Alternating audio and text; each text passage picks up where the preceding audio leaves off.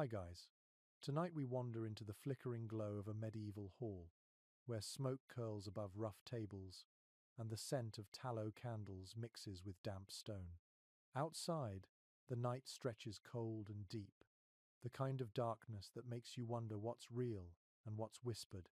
Somewhere between the creak of wooden beams and the hush of wind, a figure in a long cloak moves quietly, his face half hidden by the hood. He carries not a sword, but a bundle of parchment and a faint smell of crushed herbs. You probably won't survive this century, not with plagues, superstition, and bad dentistry, but at least you'll have some excellent bedtime stories to drift off with. So, before you get comfortable, take a moment to like the video and subscribe, but only if you genuinely enjoy what I do here. And tell me, where are you listening from, and what time is it where you are? Now, dim the lights, and let your mind slow down to candle pace. You're standing in a great hall, lit by candles and torches that hiss and sputter. The air is thick with warmth and shadow. It's the 13th century, and the word wizard is spoken in half belief, half fear. You watch servants hurry between long tables, setting down trenchers of bread and bowls of steaming broth.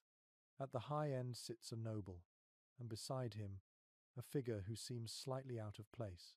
He wears no armor, no priestly robes, yet all eyes linger on him. He's the court's wise man, a counselor of dreams and omens. Maybe he once studied medicine or philosophy, but tonight he's a magician in every sense the crowd imagines. The candles flicker as you lean closer. In this world, magic doesn't mean fireballs and lightning. It's the art of understanding the hidden threads between things. A wizard's reputation rests not on spectacle but on knowing when a comet appears, what herbs cure melancholy, and how the stars tilt toward fate. In a sense, he's part scientist, part therapist, and part stage illusionist. He listens more than he speaks. And when he finally does, his words land like pebbles in still water, rippling through the imagination of everyone present. A mainstream historical fact drifts into view. Most so-called wizards were literate men in an illiterate age, often trained at universities or monasteries. They studied natural philosophy, the medieval term for science, and believed that the universe was a grand, divine puzzle waiting to be decoded. You imagine them poring over dusty scrolls, muttering in Latin, trying to understand the way metals change color in fire, or how the moon affects tides. It's all very serious until someone spills ale on their manuscript. Then comes the quirky side. One chronicler tells of a Welsh wizard who claimed he could summon fair weather by whistling through a hollow goosebone. Another wore a ring filled with powdered sapphire, supposedly to keep demons away. Such trinkets walk the line between charm and placebo, but in a world where storms destroyed crops and disease had no cure, people clung to anything that promised control. You glance again at the cloaked figure by the noble's side. His eyes flicker toward the firelight, then back to his parchment. Is he truly reading omens or simply reading faces? Historians still argue whether men like him truly believed their arts or used them as social armor, a way to maintain power through mystery. After all, knowledge in the Middle Ages was more precious than gold, and the fewer who understood the stars, the safer it was to speak with authority about them. You take a step closer to the hearth. Sparks drift upward like tiny planets. The wizard leans forward, whispering about a comet seen last month. The noble listens, fingers tight around his wine cup. To the Lord, the heavens are a ledger of divine messages. To the wizard, they are patterns he can almost explain. Somewhere between them lies faith and fear. You can smell the wax softening, the bread toasting at the fire's edge. A hound sighs near your feet. The wizard's voice flows like a low river, steady and soothing. He speaks of metals that grow in the earth as if alive, of spirits trapped in stones, of numbers that hum with divine proportion. Each sentence floats between reason and riddle. You realize how little difference there once was between what we now call science and what they called magic. In one corner, a jester rolls his eyes. In another, a monk mutters that such talk borders on heresy. Yet no one interrupts. Wizards, even the humble village kind, held a rare permission to blur boundaries.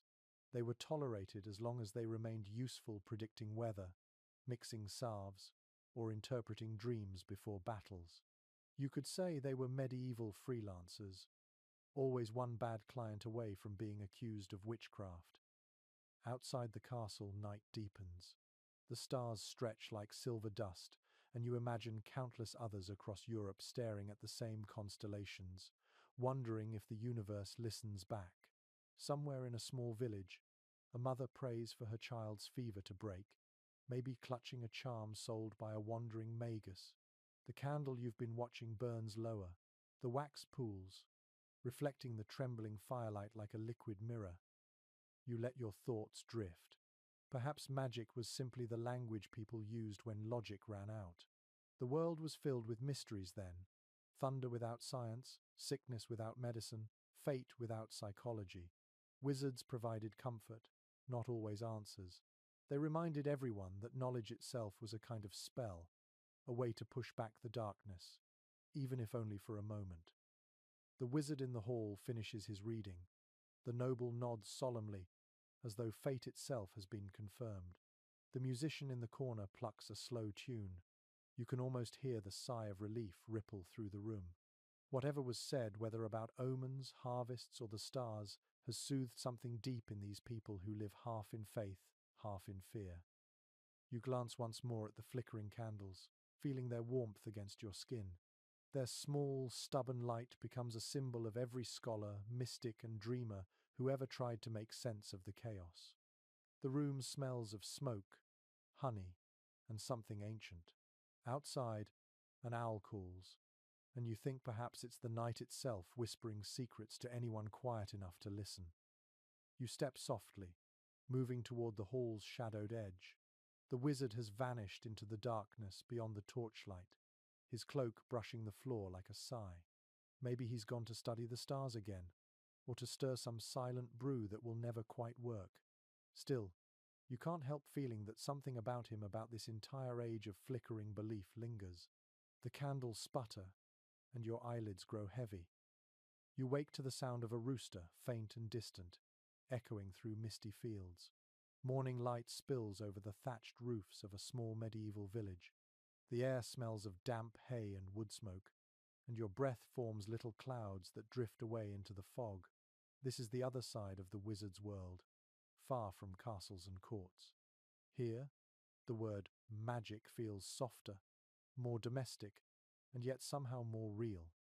You wander past cottages built of wattle and daub, their walls patched like tired skin. Every door is carved with strange symbols, small crosses, spirals, or even the simple scratch of a knife.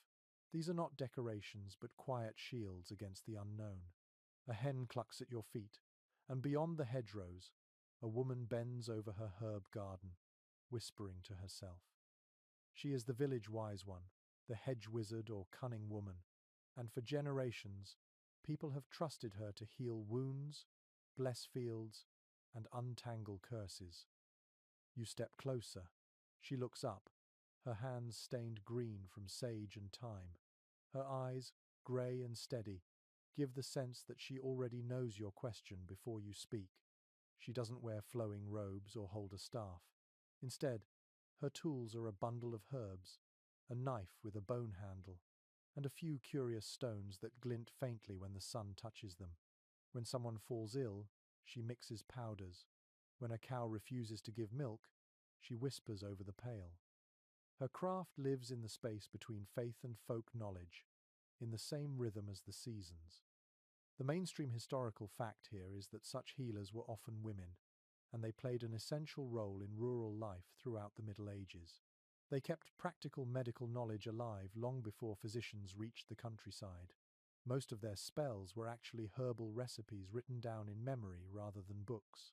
Mint for digestion, mugwort for sleep, willow bark for pain. Science, centuries later, would prove much of it effective. But in this world, knowledge without Latin carried suspicion.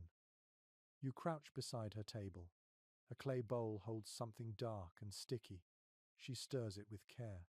Honey and soot, she murmurs, for the lungs. The mixture smells both sweet and strange, a bit like roasted chestnuts. She dips her finger, tastes it, and nods. It'll do. Then she laughs softly and gestures for you to sit.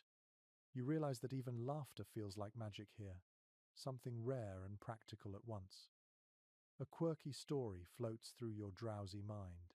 In one parish record from 15th century England, a healer claimed she could stop bleeding with the sign of St. Agnes.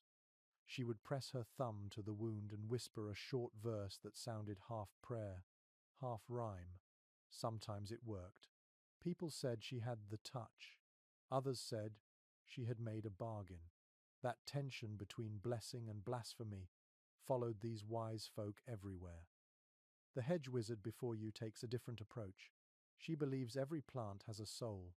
When she picks valerian, she apologizes to it.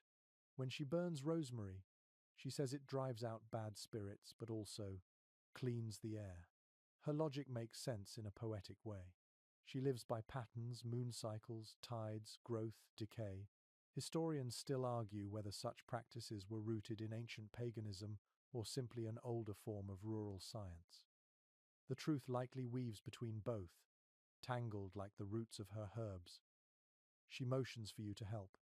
You grind a handful of dried nettles in a wooden mortar, the texture rough and fragrant. She adds a drop of oil, a pinch of salt, and a whisper that sounds like gratitude. "It's not the words," she says quietly. "It's the will." You notice that she keeps a small charm around her neck, a tiny pouch tied with red thread. Inside might be salt, breadcrumbs, or a scrap of parchment. Whatever it holds, it feels heavier than its size, as though it carries not superstition but memory. Outside, a farmer arrives with worry in his eyes. His daughter, he says, has been feverish for days. The healer nods, listening, and gathers what she needs: a bottle of vinegar, a handful of elderflowers, a feather from a goose. She asks the farmer to bring fresh water from the stream. When he leaves, she turns to you. "If you speak gently," she says, "the sick can hear something beyond pain." You wonder if she means prayer, or maybe something simpler, kindness disguised as ritual. You follow her through the village. Children watch from doorways, whispering about her potions and powders. One boy crosses himself as she passes. She doesn't seem to notice. When you reach the sick girl's house, the air is warm and heavy. The healer kneels by the bed, touches the girl's forehead, and begins to hum softly. No Latin, no dramatic gestures, just a rhythm that feels older than any church. She wipes the child's skin with vinegar and lays the elderflowers on her chest. The smell is clean and green, like spring rain. You see the tension in her hands, the patience in her breath. Later, outside, the farmer presses a few coins into her hand. She refuses them. "You'll need those," she says. "Pay me with milk when the cows give again." It's not charity exactly. It's the way the village balances its trust. As the sun sets, you sit beside her hut, watching smoke curl from the small chimney. The world here feels steady, humming quietly between nature and necessity. You realize how much of medieval life depended on people like her, half healer, half storyteller. She tells you about the time she predicted rain, by the way, snails climbed her wall, and how she once cured a night's rash with crushed poppy seeds and prayer.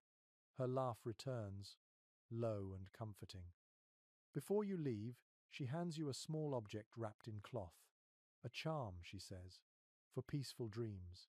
Inside is a single lavender sprig, tied with a thread of gold hair. You thank her, unsure whether to believe or simply to smile. The moon rises, pale and wide, casting silver on the thatched roofs. Somewhere, a wolf howls. You slip the charm into your pocket, feeling its faint warmth through the fabric. You think about how magic once grew quietly in gardens and kitchens, hidden inside the daily rhythm of ordinary lives. The wind carries the scent of thyme and smoke, and for a moment, everything feels suspended, half myth, half memory. You breathe in, slow and deep, as if the air itself has healing in it. The morning mist smells faintly of charcoal and melted wax. You follow a narrow path that winds behind the monastery wall and descends toward a cluster of workshops. The air grows heavier with every step, tinged with the scent of sulfur and vinegar. Somewhere ahead, glass shatters, followed by a muffled curse in Latin. You have reached the world of the alchemists, where science, superstition, and faith melt together inside glowing furnaces.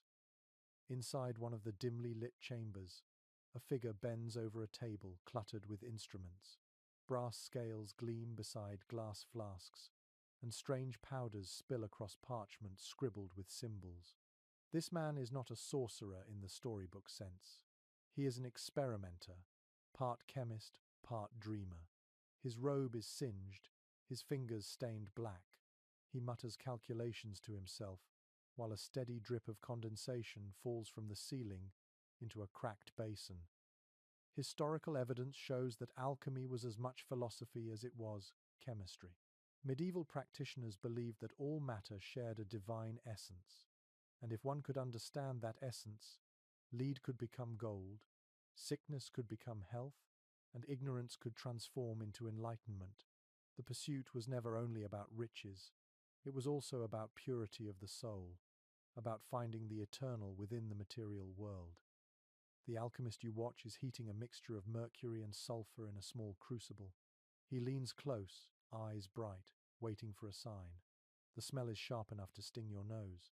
When the mixture sputters, he quickly adjusts the flame, whispering what sounds like a prayer or a mathematical formula. The line between the two is thin here. Every movement is careful, almost reverent. In his mind, the furnace is both laboratory and altar. From surviving manuscripts, we know that medieval alchemists recorded their experiments in a language that reads like poetry. They wrote of the marriage of metals, the green lion, and the red king, using allegory to hide both their knowledge and their failures. Some scholars think these metaphors protected secrets from the uninitiated. Others believe they were meant to describe inner transformation, not literal recipes. In truth, even the alchemists themselves may not have agreed. One curious anecdote tells of a French monk who claimed he had seen liquid gold flow from an ordinary pebble after 40 days of prayer and fasting. His abbot dismissed it as exhaustion, but word spread, and pilgrims came to see the stone. When the monk refused to show it, rumors grew that the devil had whispered the formula to him in a dream. No one ever found the pebble again, yet his name lingers in marginal notes centuries later, scribbled by men chasing the same shimmer. You wander deeper into the workshop. The walls are lined with shelves stacked with jars labelled in Latin: vitriol, sal ammoniac, aqua fortis. The light from the furnace makes the glass glow like jewels. The alchemist pauses to study a small text written in cramped handwriting. He traces the diagrams with a trembling finger. The pages smell of vinegar and ink. You realize that every discovery here comes at the price of patience, accidents, and sometimes poisoned lungs. Many experts remain divided on whether alchemists actually believed they could make gold. Some argue they were early scientists exploring metallurgy and medicine under the veil of secrecy. Others suggest they were mystics using metals as metaphors for human transformation. Perhaps both are true. After all, each experiment feels like a ritual of hope. You heat, you wait, you fail, and yet you try again. The process itself becomes sacred. The room grows hotter. Sweat beads along your neck. The alchemist lifts the crucible with tongs and pours the glowing mixture into a mold shaped like a coin. When it cools, he taps it gently, revealing a dull grey lump. His expression does not change. Failure is part of the craft. He sighs, then notes something on his parchment. A small smile flickers on his lips. To him, this grey lump is not failure but progress. Each attempt refines both the metal and the man. According to medieval chroniclers, some of these early experimenters were funded by nobles who dreamed of endless wealth. Others worked for the church, claiming that pure gold could fund holy wars. But there were also wanderers who lived on the edges of towns, offering to multiply silver for a price. They carried boxes of powders and strange promises, always moving before suspicion caught up. Some called them frauds, others called them visionaries. Both descriptions fit depending on the day. An odd story from Spain describes a young apprentice who accidentally discovered gunpowder while trying to imitate his master's alchemical process. He thought it was the philosopher's stone exploding in protest. When his eyebrows grew back, he swore never to touch sulfur again. Yet his mistake would change the course of warfare forever. You smile at the thought that a search for immortality could lead to such destructive invention.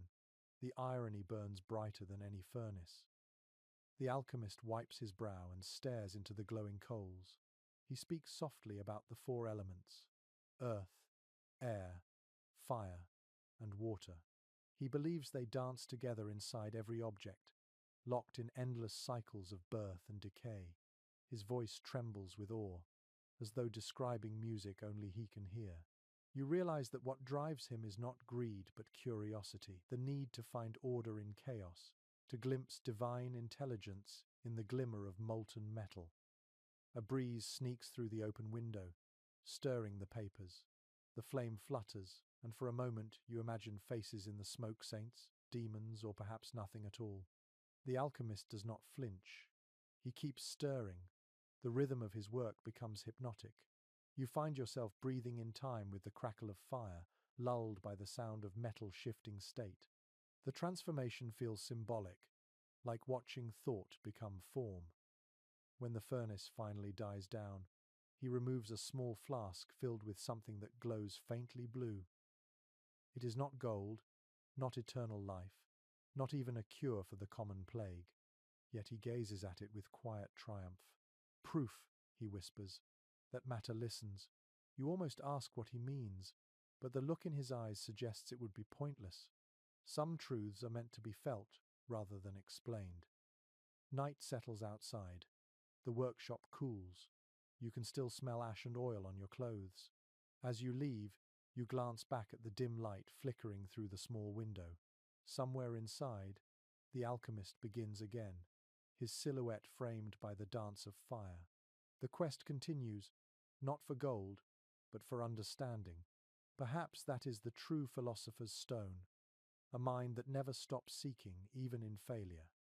You step out into the night air, your lungs grateful to breathe something that does not taste like sulfur. The stars spill across the sky like crushed quartz, sharp and infinite. The wind carries the faint tolling of a distant bell, and you realize the hour is late. Yet in this age, night does not mean stillness.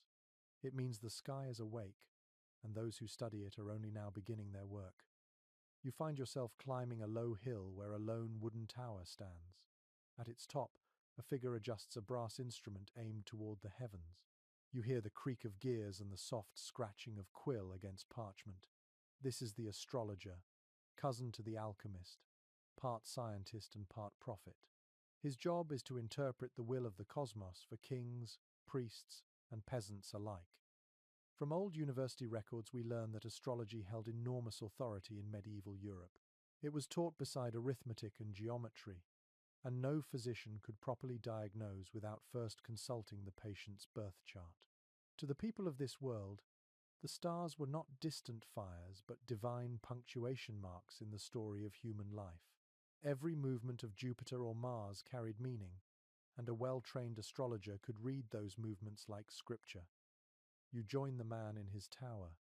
He looks up only briefly, nods, and returns to his work. His table is littered with charts, each one a maze of circles and tiny letters. Wax drips onto the edges, fixing the paper in place. A candle flickers beside a globe painted in faded blues and browns.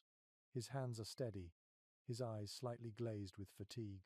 The sky, he murmurs, is patient. We are not. He points toward the constellation Orion, then to Venus rising like a slow ember. The soft glow outlines his face, half shadow, half reverence. If Venus is bright, he says, the crops will favor women this year. If Mars burns red, the kings will quarrel. It sounds superstitious at first, but you soon realize his predictions are carefully reasoned. They rest on centuries of observation, patterns recorded by scholars who pass their notes from one generation to the next. According to surviving star tables from the period, medieval astronomers often relied on Arabic and Persian manuscripts. These texts introduced mathematical precision into Europe's understanding of the heavens. The astrologer before you likely learned his craft from translations of scholars like al-Khwarizmi or al-Battani. His Latin notes are filled with Arabic numerals, proof of a knowledge that traveled continents before reaching this wooden tower. One curious story tells of a royal astrologer who predicted a nobleman's death during an eclipse. Terrified, the nobleman locked himself in his chamber with guards at every door. But as the moon darkened, a servant carrying wine stumbled, broke a glass, and cut the noble's throat by accident. Some said fate had found a loophole.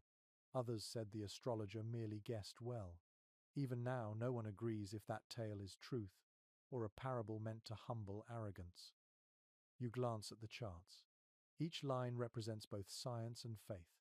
The astrologer marks the positions of planets with careful dots of ink, his handwriting looping like vines.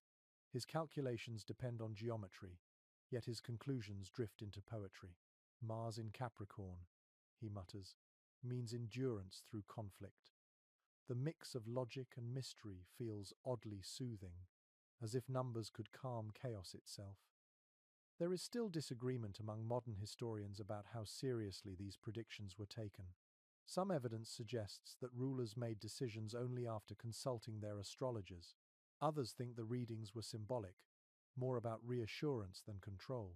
Perhaps the truth lies somewhere between belief and comfort, the same place where people have always turned their fears into stories that make sense. A breeze stirs through the open window.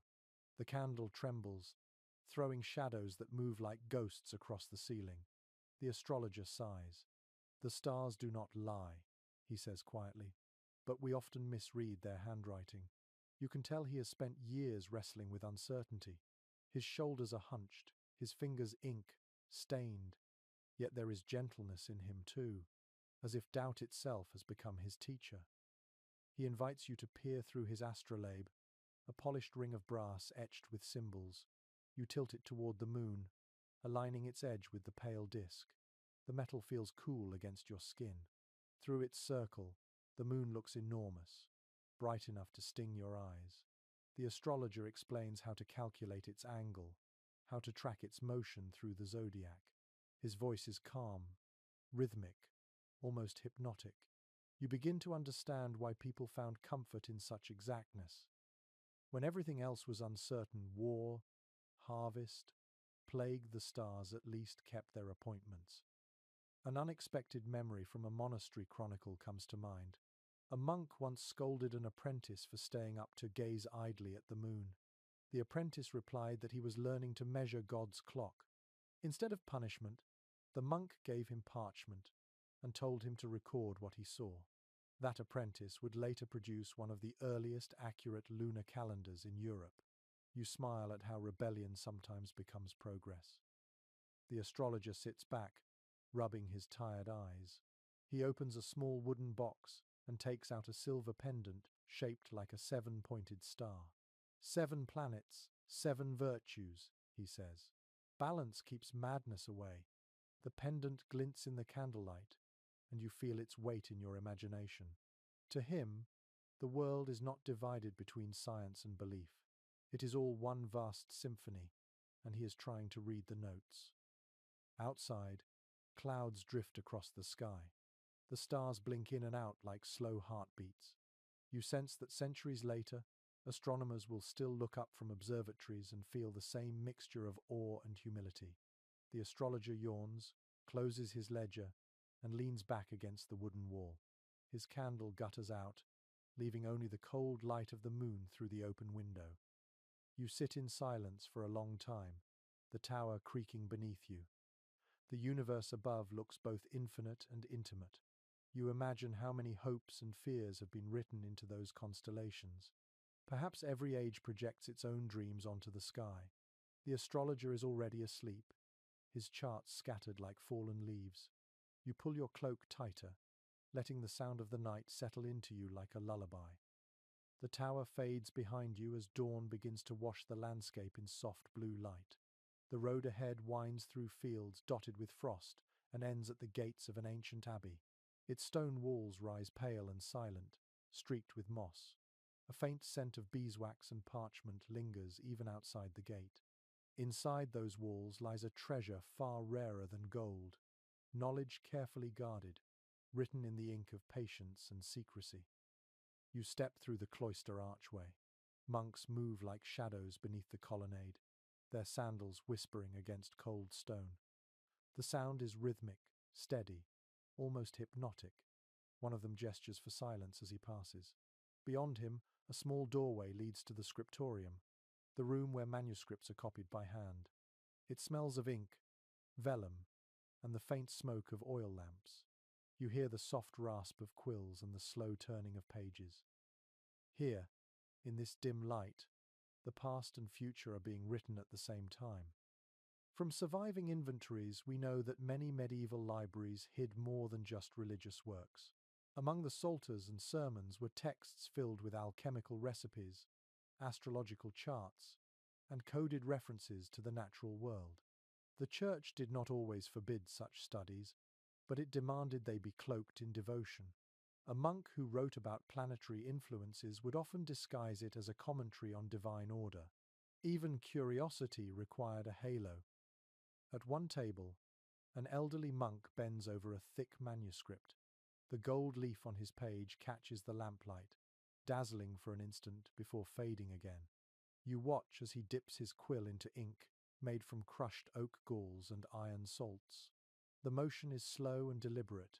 Each letter seems to breathe. He is copying a book that has passed through many hands, and you can almost feel the weight of its lineage pressing down on the parchment. According to marginal notes found in such books, monks often left secret messages between the lines.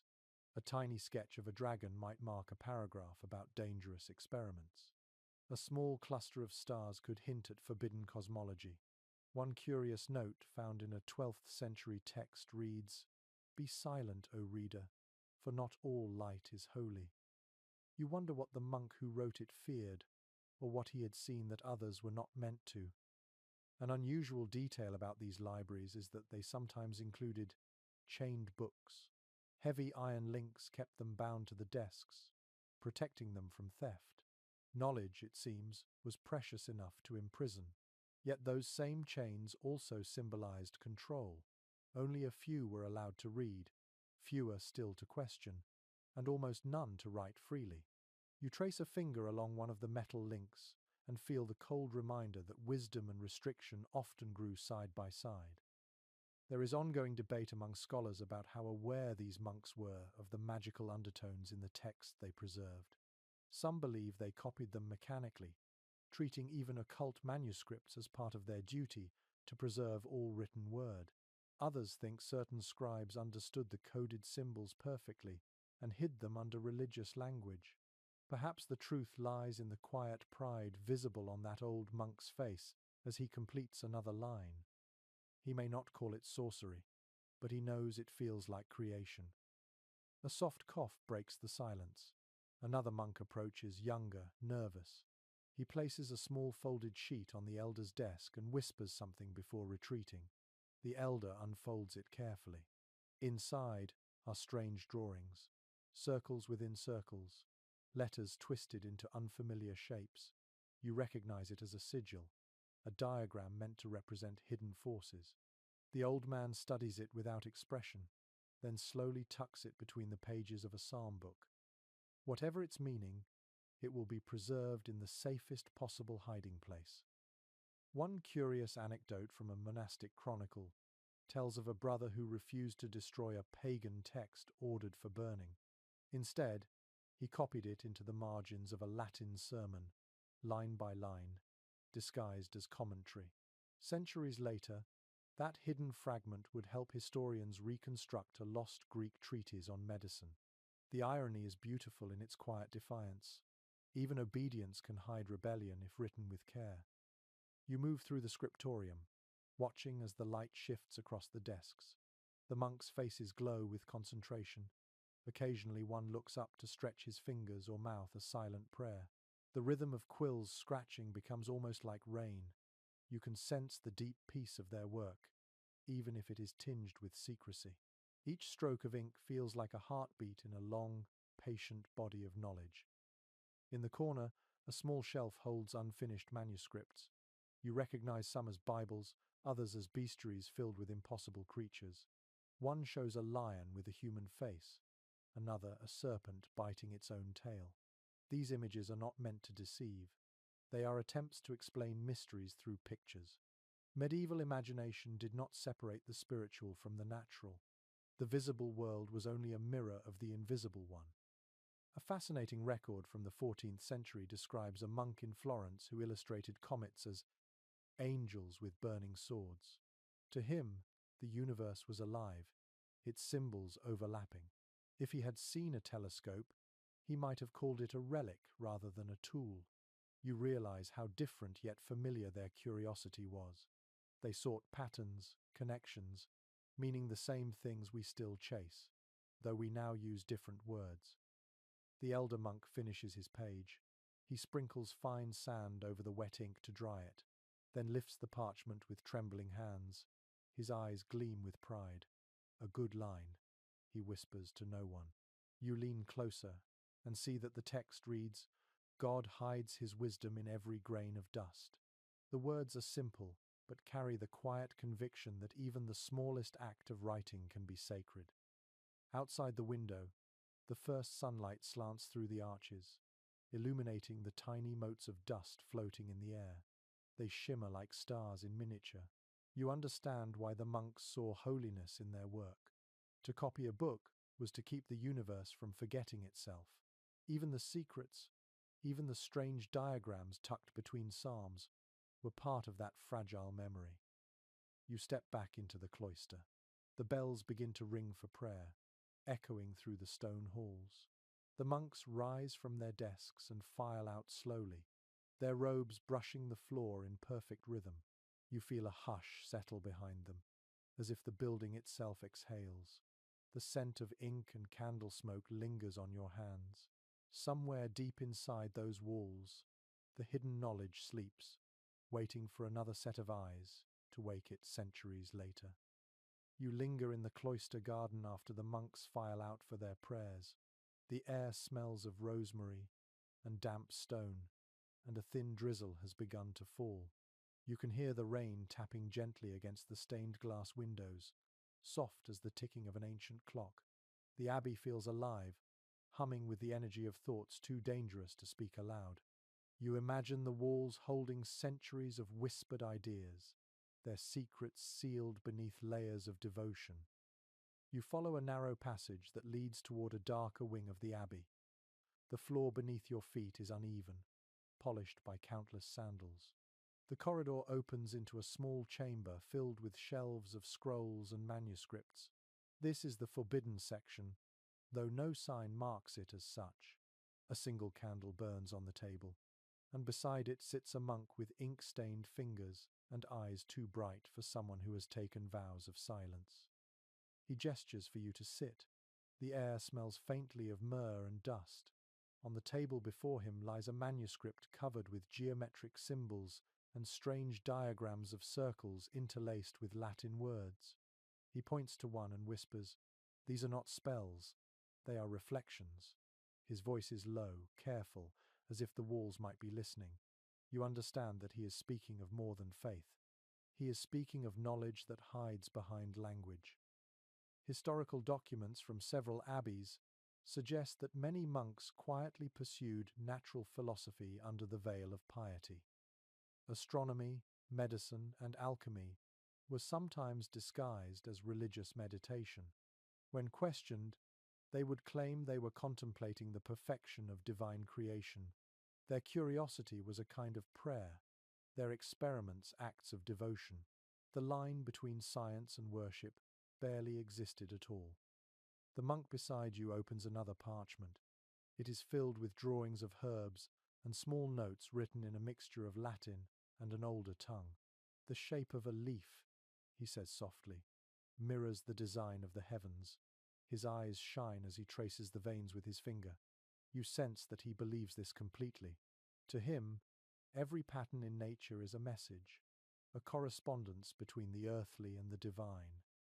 A peculiar story preserved in a 13th century chronicle describes how one abbot secretly funded monks to copy Arabic texts on mathematics and medicine. These manuscripts traveled disguised inside covers of hymnals so that the guards of the Inquisition would not notice. Centuries later, the abbey's garden was still known for its miraculous remedies. Few remembered that those cures had begun as translations of Islamic science. The monk pours you a cup of thin wine and smiles. All truth, he says, belongs to God, even when it hides in forbidden words. His tone carries no rebellion, only calm certainty. You begin to see how fragile and daring their curiosity was. Every experiment, every scribbled note on planetary motion could be misread as sin. And yet they continued, driven by the quiet conviction that understanding creation was the purest form of worship. Some historians suggest that without these monastic scholars, much of the ancient world's knowledge would have vanished. They copied texts by Plato, Galen, and Ptolemy, often without fully grasping their meaning. But even imperfect copying was preservation. What they did not understand, they protected for someone else to rediscover later. You think of them as human bridges, stretched across centuries, fragile but enduring. A striking little detail from one abbey's archive mentions that some monks used coded color systems in their illuminated letters. Blue ink might mark theological commentary, while gold signaled material that strayed close to natural philosophy. It was their quiet way of cataloguing danger. The book before you seems to shimmer faintly with that same secret code. Its golden letters pulse softly in the candlelight, like tiny hearts. The monk suddenly closes the book and looks at you with a mixture of amusement and caution. Knowledge, he murmurs, can bless or burn. He glances toward the door as footsteps echo faintly in the corridor. His hand trembles slightly as he hides the manuscript under his sleeve. The visitor who enters a moment later wears a cross carved from ivory. He nods curtly, asks a few questions in Latin, then leaves. The monk exhales slowly and smiles at you again. You see, he whispers, even faith must wear masks. You sit together in silence. The candle's flame bends as if breathing. The walls seem to hum with the memory of those who have read and written in secrecy. The monk dips his quill once more and begins to copy a passage in deliberate strokes. Each letter feels like a heartbeat. The rain continues outside, a steady rhythm that mingles with the scratch of the quill. An old proverb from a Benedictine manuscript comes to your mind. Ink is the shadow of light. You finally understand what it means. To record something is to trap a bit of illumination before it disappears. The monks in this hidden room are doing exactly that, catching light in words that others might never see. You watch as he finishes the last line of his page, then carefully presses it flat with a wooden ruler. The ink glistens briefly before dulling.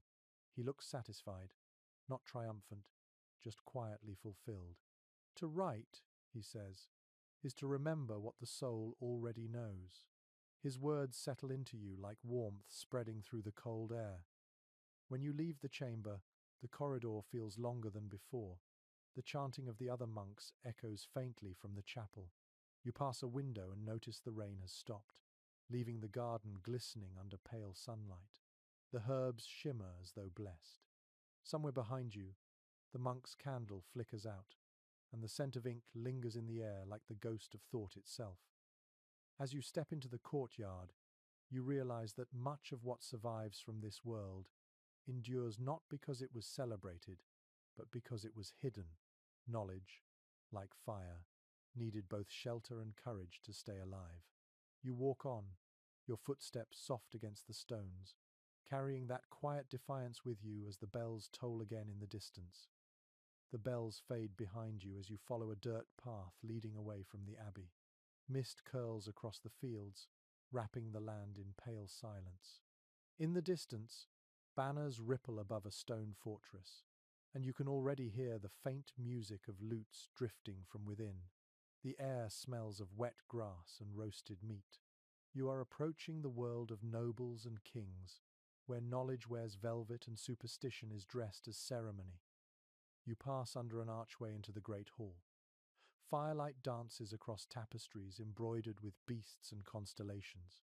The chatter of courtiers fills the air, but their laughter dies as a man enters, wearing a robe of deep blue and holding a staff carved from ash wood. The crowd parts for him. He is not a knight, nor a priest, but something in between. His eyes glint with intelligence and quiet confidence. Everyone calls him the royal astrologer, though people whisper the word magician when they think no one is listening. Contemporary records tell us that medieval courts often employed men like him. They were part mathematician, part advisor, and occasionally part illusionist. Kings trusted them to interpret omens, to choose the right day for a coronation, or to mix a potion to heal melancholy. These men occupied a precarious position. Their wisdom was valued, but their mystery invited suspicion. Too much success, and envy would follow. Too much failure, and the stake awaited. The court magician moves toward the throne, his robe brushing the floor. He carries a small brass sphere, the kind used to demonstrate planetary motion. The king, a heavy man with a jeweled crown, watches with curiosity. "Tell me," the king says, "when shall I ride to war?" The magician bows slightly, placing the sphere on the table. The candlelight gleams off its metal rings. "Your Majesty," he says, "the stars favor patience. Mars burns too brightly. Wait until the moon is young again." According to a chronicle from the late 14th century, monarchs consulted such readings before major decisions. Astrology shaped politics as much as strategy did. When the English King Edward III launched his campaign in France, his astrologer had already chosen an hour of victory for the first battle. Whether coincidence or design, the army triumphed, and the astrologer's reputation soared. It is easy to see how a clever man could wield enormous influence in this uncertain world. One strange anecdote from a court in Bohemia describes a magician who created a mirror said to reveal betrayal. When the queen looked into it, she claimed she saw her husband with another woman. The king smashed the mirror in fury, only to find it empty of reflection. The magician vanished that night, leaving behind only shards and legend. Even now, historians debate whether this was a trick of optics or an elaborate performance to manipulate power. The magician before you works in subtler ways. His table is filled with powders, vials, and small bundles of herbs tied with silk. He selects one and drops it into a cup of wine. The liquid fizzes and glows faintly. The courtiers gasp. "For courage," he says with a small smile. The king drinks, and the hall breaks into relieved laughter. You notice that the magician does not drink himself. His expression remains calm, distant, as if his true thoughts lie far beyond this noisy chamber. From royal letters preserved in archives, we learn that such advisors often doubled as spies. They carried coded messages disguised as horoscopes or love charms. Their knowledge of symbols and mathematics made them perfect couriers for secrets. One document from France mentions a wise man of the stars who smuggled battle plans inside a diagram of the zodiac. Few could read it, and fewer would dare question it. A curious rumor from Italian courts claims that some magicians prepared talking heads made of bronze, devices powered by hidden bellows and wires. These contraptions could appear to speak simple phrases when heated by candles. The illusion was enough to convince nobles that their magus communed with angels. Whether or not such machines truly existed, the story reveals how the line between wonder and deception blurred easily under candlelight. Scholars remain divided on whether these royal advisors were true believers in their arts or clever performers who understood psychology better than anyone. Perhaps they were both. The magician at this feast watches every gesture, every flicker of doubt on the king's face, as if reading a private constellation written in human expression. His magic is not only in his tools, but in his timing. The hall quiets as he steps forward again. "Majesty," he says softly, "I have seen a dream in the stars. There will come a storm, but if you hold faith, it shall pass." The courtiers murmur. The king nods gravely, his confidence renewed. The magician turns away, concealing a faint smile. His words have cost nothing but may save his life. You stand near the window, watching the snow begin to fall outside. The night presses close against the stained glass, turning the colors of saints and angels into fragments of shifting light. Behind you, laughter rises again, the tension forgotten. The magician slips quietly through a side door, disappearing into the shadows. Later, you find him alone in a narrow corridor, removing his heavy robe. Without the trappings of ceremony, he looks tired, almost fragile. Kings need omens, he says softly, because truth frightens them. He pours wine into a cup and offers it to you. Do you believe the stars decide? He asks. You hesitate. His eyes meet yours, calm and knowing. Neither do I, he says, smiling faintly, but they listen. Outside, the snow thickens, blanketing the courtyard in silence. The candles in the hall gutter and fade. You imagine him returning to his chamber, opening his secret notebooks filled with equations, dreams, and perhaps a few lies that have become truths with time. His kind will vanish one day, replaced by scientists and bureaucrats. Yet the spark he carries, the hunger to make meaning from mystery, will survive. As you walk away from the castle, the night feels softer, almost kind. The snow glows faintly under the moon. Somewhere behind you, a single window stays lit, and you know the magician is still awake, charting the invisible sky that hovers just beyond human reason.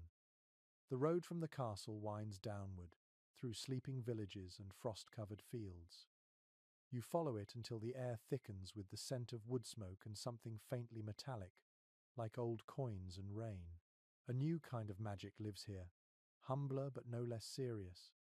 You hear it in the creak of doors, the hush of whispered charms, and the clinking of glass jars lined up on crooked shelves. A cottage stands at the edge of the woods, its windows glowing faintly. Inside, bottles of coloured liquid catch the firelight like jewels. The shelves are crowded with feathers, bones, herbs, and curious tokens. A woman stirs a pot over the hearth, muttering softly to herself. Her cat curls at her feet, tail flicking lazily. This is the world of folk magic, of charms and witch bottles and protection spells that smell of smoke and vinegar. Parish records from the 16th century reveal that almost every village had someone who understood these rituals. They were not grand sorcerers, but everyday guardians of small miracles. Their charms promised safety from storms, luck in childbirth, or protection against illness. The church frowned but tolerated them as long as they stayed useful and quiet. The people, however, trusted them far more than they trusted distant priests. The woman lifts the lid of a small clay jar. Inside floats a strange mixture of pins, nails, and hair sealed in thick liquid. For turning back envy, she says softly. You bury it by the doorstep, mouth toward the sunrise. Her voice is steady, almost motherly. You realize that every object in this room carries both fear and hope, held together by ritual. One curious detail from an English court record tells of a farmer who found such a bottle buried beneath his barn floor. It contained rusted needles, a scrap of parchment, and what appeared to be a frog bone. The villagers insisted it had trapped a curse meant for his cattle.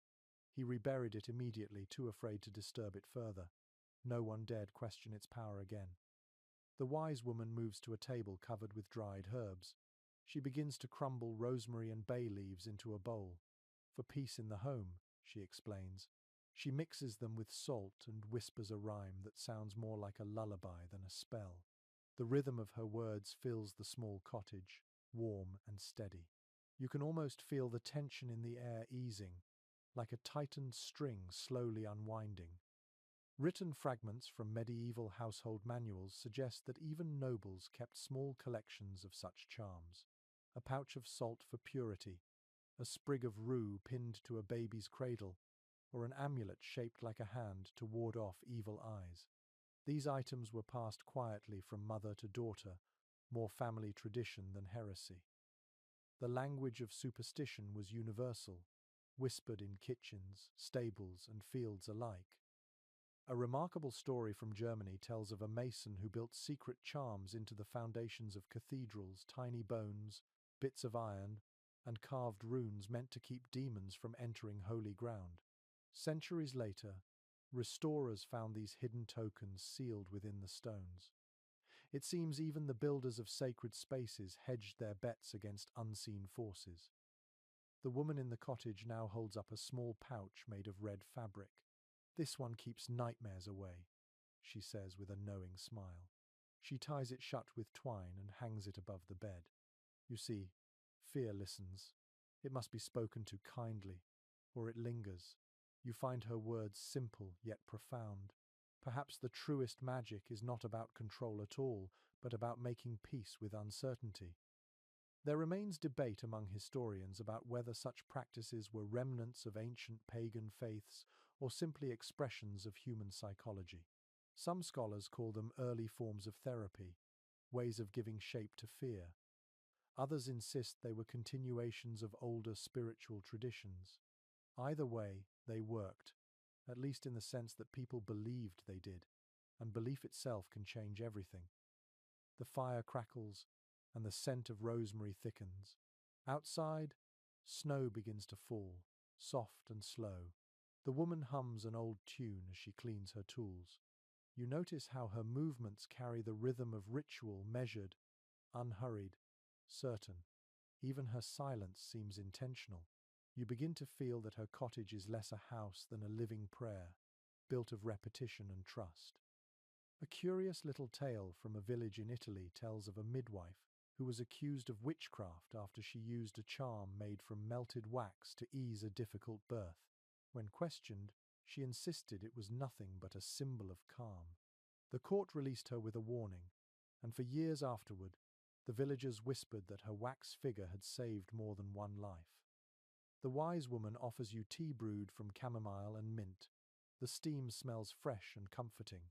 "Drink," she says. "It keeps away restlessness." You sip it slowly, feeling warmth spread through you. She smiles. That is the only spell that never fails. For a moment, the world outside feels far away. No kings, no scholars, no wars. Only this small room pulsing with quiet life. Before you leave, she presses a small object into your hand. It is a piece of iron shaped like a heart. "Hang it near your window," she says. Iron remembers sunlight. The phrase makes no logical sense, yet it feels entirely true. You tuck it safely into your pocket. As you step outside, the snow crunches under your boots. The cottage door closes behind you, and the glow from its window fades into the white night. You can still smell herbs clinging to your clothes, sharp and clean. Somewhere in the forest, an owl hoots, and the world feels perfectly balanced between fear and faith. You walk on, warmed by the thought that every age has its own way of talking to the dark. The road leads you to the edge of a bustling town, its rooftops patched with frost, and its narrow streets echoing with the chatter of apprentices and merchants. Bells ring from the spire of a nearby cathedral, mingling with the clang of hammers from distant forges. The scent of ink and parchment hangs in the air. This is a university town, and tonight you find yourself wandering toward the heart of medieval scholarship, where curiosity hums like a barely contained flame. You step through the arched gate of a college courtyard. The cobblestones glisten in the lantern light, slick from earlier rain. Students hurry past in cloaks too thin for the cold, their arms filled with books and scrolls. Laughter, debate, and the creak of old doors blend into a single restless rhythm. Here, ideas are currency, and sleep is a luxury none can afford.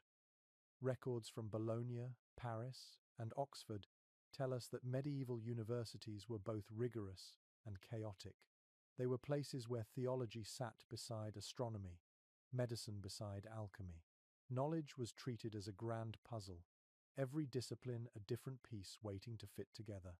Professors lectured in Latin to rooms filled with eager, exhausted students, each scribbling notes on scraps of parchment by candlelight. You follow one such student into a narrow building that smells of wax, wool, and damp paper. His name is Peter, though everyone calls him the Owl because he never seems to rest. His chamber is little more than a bed, a chest, and a small table piled with texts. On the top lies a copy of Aristotle's Physics, beside a worn grimoire filled with diagrams of circles and symbols that do not belong to philosophy alone. He smiles at you, eyes bright with sleepless excitement. They say truth hides between subjects, he says, so I read everything. According to correspondence preserved from the period, students often dabbled in what was politely called experimental philosophy. In practice, it meant mixing alchemical tinctures, testing magnetism, and even attempting minor illusions to demonstrate natural laws. The lines between curiosity and heresy were dangerously thin, but youth rarely fears boundaries. Peter lights a candle and shows you a set of glass flasks. I borrowed these from the apothecary, he confides, though his grin suggests theft is more accurate. Inside one flask, colored vapors swirl like living smoke.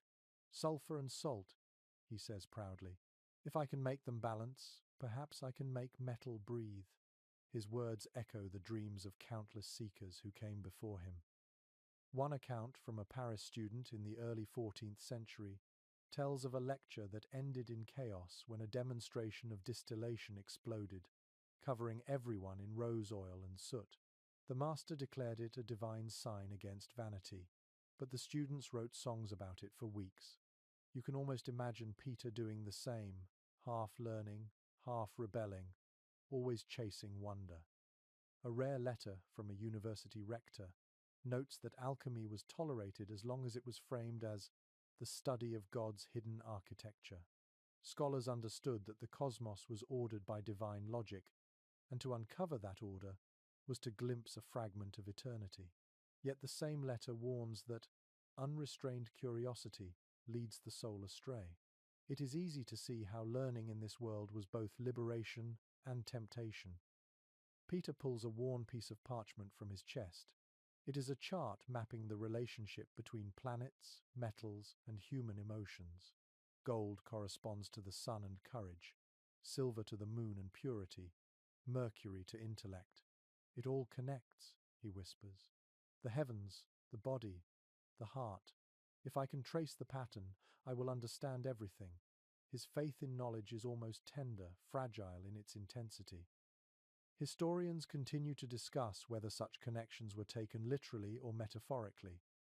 Some scholars argue that students like Peter believed in physical influence between stars and souls. Others think it was simply a poetic framework for understanding nature. Perhaps it was both a reminder that beauty and reason once spoke the same language. You glance around his room. On the windowsill sits a tiny crucifix, beside a jar filled with pebbles shaped like stars. On the wall hangs a sketch of a wheel divided into 12 parts, labeled with Latin zodiac names. His world is a blend of faith and inquiry, and he moves through it with the devotion of someone praying through study. He asks if you wish to see his secret library. You nod, and he pulls aside a loose board beneath the bed. Inside the hollow space are several thin manuscripts, their covers cracked and fragile. One is a translation of an Arabic text on optics. Another bears strange symbols that seem to shimmer faintly in the lamplight. They say light itself can teach the soul, he murmurs. I believe that. A curious story from Bologna tells of a student who was expelled for claiming the stars moved not because of angels but because of mathematics. Decades later, his theory became accepted science. You smile at the thought that every heresy is sometimes just the future arriving early. The candle burns low as Peter continues speaking, his hands trembling from excitement rather than cold. He describes a dream he once had of a great library beneath the earth, filled with books that glowed from within. Perhaps knowledge is alive, he says softly. Perhaps it chooses who finds it. His words sound fanciful, but you can sense the truth beneath them. Every discovery feels like something that has been waiting to be remembered. When dawn begins to filter through the small window, Peter finally stops talking. His eyelids droop, and he falls asleep at his desk, his quill still in hand. You look down at his notes, filled with formulas, verses, and doodles of stars. He has no idea that his restless curiosity mirrors generations before and after him, all linked by the same longing to know what lies behind the veil of ordinary things. As you leave the chamber, the first bells of morning echo through the courtyard. Students stumble out of their rooms, yawning and laughing. The air smells of bread and ink. You glance back once, seeing the faint glow of candlelight through Peter's window. Somewhere inside, another young mind dreams of equations and angels. You smile, realizing that the thirst for wonder has always kept the world awake. The city fades behind you as you follow a path into rolling hills brushed with mist. The air is cool and smells of wet earth and distant pine. A few scattered cottages cling to the slopes, and beyond them, the ruins of a great stone circle rise from the grass like the bones of a forgotten legend. Somewhere in the quiet, a story waits for you. It is one that has been told so many times it has stopped belonging to any single place or person. Tonight, it belongs to you. You walk closer, boots sinking into the damp ground. The stones stand tall, their surfaces carved with spirals and faint, weathered marks. In the center of the circle, a single oak tree grows, its branches twisting like fingers toward the sky. The wind sighs through the leaves, and you imagine an old voice whispering. This is where people still speak of Merlin, not the glittering wizard of fairy tales, but the shadowed figure who once walked between myth and memory. Medieval chronicles written in Latin speak of him as both prophet and madman. Some claim he lived in the 6th century, advising kings and predicting wars. Others place him centuries later, a poet turned hermit who fled the world after seeing too much bloodshed. Whatever the truth, his name became a vessel into which every hope, fear, and mystery of the age could be poured. A Welsh poem from the 12th century describes him wandering the forest, his hair tangled with leaves, speaking to birds and trees. The locals called him Myrddin the Wild. They said he could read the language of the wind and foretell death by the sound of rivers. It sounds like madness until you remember that, in those times, solitude itself was considered a kind of divine conversation. A curious tale preserved by Geoffrey of Monmouth tells of Merlin's birth to a mortal woman and a spirit of the air. Because of this, he was said to possess the wisdom of both heaven and earth. The story may have been allegory, or perhaps a veiled warning about those who claimed knowledge beyond what the church allowed. Some scholars believe the legend was based on several real figures whose lives were later woven together. Others argue he never existed at all, except as the embodiment of humankind's hunger for guidance in uncertain times. You sit on a moss-covered stone and watch the light shift across the horizon. The world feels ancient here, still humming with the energy of old words. You can almost hear him, speaking in a calm voice to a weary king, urging patience while the stars realign. The image is comforting, even though you know no spell could have saved Britain from its wars. Perhaps that is why Merlin endures, not because he succeeded, but because he represents the dream that wisdom might one day be enough. From fragments of early manuscripts, we know that stories of Merlin evolved alongside the growth of medieval magic itself. He began as a seer, then became an alchemist, an engineer, and finally a symbol of the learned man misunderstood by his age. In later retellings, he builds Stonehenge through geometry and song, creates potions that reveal truth, and raises kings from prophecy. Every century reshaped him to fit its own longing for wonder. A peculiar story recorded by a travelling monk describes a cave deep in the Welsh mountains, where villagers claimed Merlin still slept, surrounded by books that turned their own pages. Once every 100 years, someone would hear him whispering beneath the earth, asking if the world was wiser yet. No one ever answered loudly enough. You trace one of the carvings on the nearest stone. It feels rough beneath your fingers, like skin weathered by centuries of wind. The design resembles the shape of an eye, half hidden beneath moss. You wonder who made it, and whether they believed they were calling upon the spirit of knowledge, or simply leaving a mark for beauty's sake. Perhaps those things were never separate. There is an old argument among historians about whether Merlin's image was used to defend or to question authority. Some claim he symbolized divine counsel, legitimizing kings through prophecy. Others think he represented the danger of unrestrained wisdom, the scholar who flies too close to forbidden truths. Both readings feel true depending on the moment in history. What matters is that his story always returns when people feel uncertain about who to trust. A chill wind moves through the stones, carrying the faint scent of rain. The oak tree rustles as if exhaling. You close your eyes for a moment, and in that silence, you imagine him standing beside you older than time, robes frayed, eyes bright with quiet humor. Magic, he says softly, is only the patience to listen when the world speaks slowly. The voice fades, but the words remain. A legend from northern France claims that a glass tower stands hidden by enchantment in the middle of a lake. Inside, Merlin dreams endlessly, keeping watch over the balance of the world. When the waters ripple, it means he is turning a page in one of his eternal books. Fishermen still swear they have seen the glow of candlelight under the surface on calm nights. You open your eyes and notice how the mist thickens around the stones. The air hums with a strange vibration, part wind, part memory. You realize that places can remember stories even when people forget them. The ground beneath your feet feels alive, as though the soil itself is holding on to old words that refuse to die. When you finally stand to leave, the world has grown quiet again. The oak sways gently, its leaves dripping with dew. The horizon burns faintly gold where dawn begins to rise. You take one last look at the stone circle and feel as though you have stepped out of time. Somewhere in the distance, a crow calls, and you think you hear a whisper that could be laughter or simply the wind passing through ancient names. As you walk away, the first light of morning catches the carvings on the stones, and for a moment they gleam like letters in a book you almost understand. Perhaps Merlin was never a man at all, but a language the world invented to describe its own longing to be known.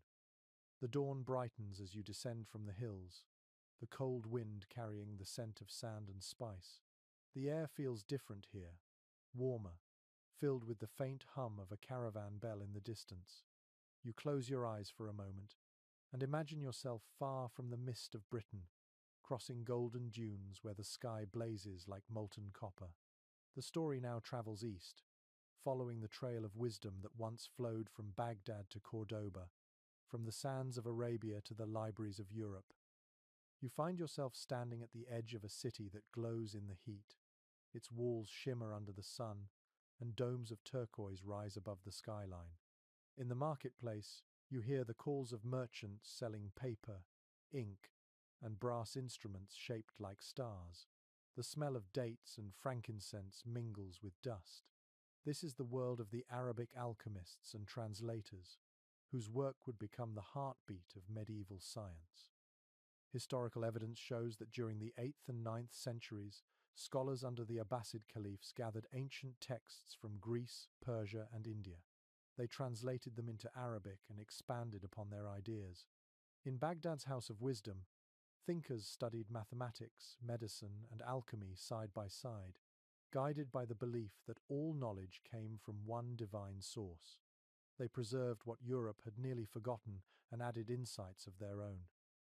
You follow a scholar through the arched doorway of a library. The cool air inside smells of papyrus and ink. Shelves stretch upward, filled with scrolls and bound manuscripts. The scholar, dressed in a flowing robe, places a brass astrolabe on the table. "This," he says softly, "is how we read the sky." His hands move gently over the device, aligning its plates. Each star has a name, and every name carries a story. From preserved treatises, we know that Arabic astronomers mapped the heavens with remarkable precision. They gave names to stars that are still used today: Aldebaran, Altair, Vega. Their measurements improved upon Ptolemy's work and helped sailors navigate across oceans. Yet many of these scholars were also alchemists, searching not for gold, but for the essence of perfection. To them, science and spirituality were not enemies, but reflections of each other.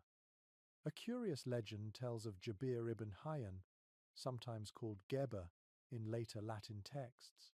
He was said to have written over 100 works on chemistry, astrology, and philosophy. Some claim he discovered how to create elixirs that could purify metals and souls alike. Others believe he never existed as a single person, but represented an entire tradition of thinkers who signed their work with one shared name. Either way, the legacy of Jabir changed the world. The scholar in front of you unrolls a piece of parchment filled with intricate drawings of flasks, retorts, and furnaces. The body, he says, is made of the same matter as the stars. When we study one, we learn about the other. His words carry a rhythm that feels both mystical and logical.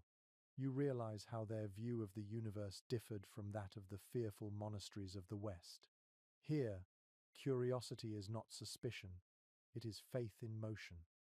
One vivid account from Cordoba describes scholars working late into the night, translating Greek works into Arabic by lamplight, while students copied them into Latin for future generations. The room would glow gold with oil lamps, the air heavy with the scent of ink. They spoke softly in many languages, bridging centuries with every line they wrote. When those translations reached Europe, they became the foundation of Renaissance thought. There remains some disagreement among historians about how much of medieval European science directly descended from Arabic alchemy. Some argue that without it, the later discoveries of chemistry and optics would never have taken shape. Others believe Europe would eventually have found its own way, but the manuscripts themselves tell a simple truth.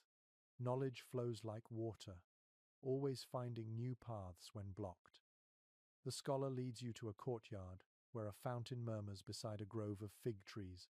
Around it, students debate quietly, their robes brushing the stone.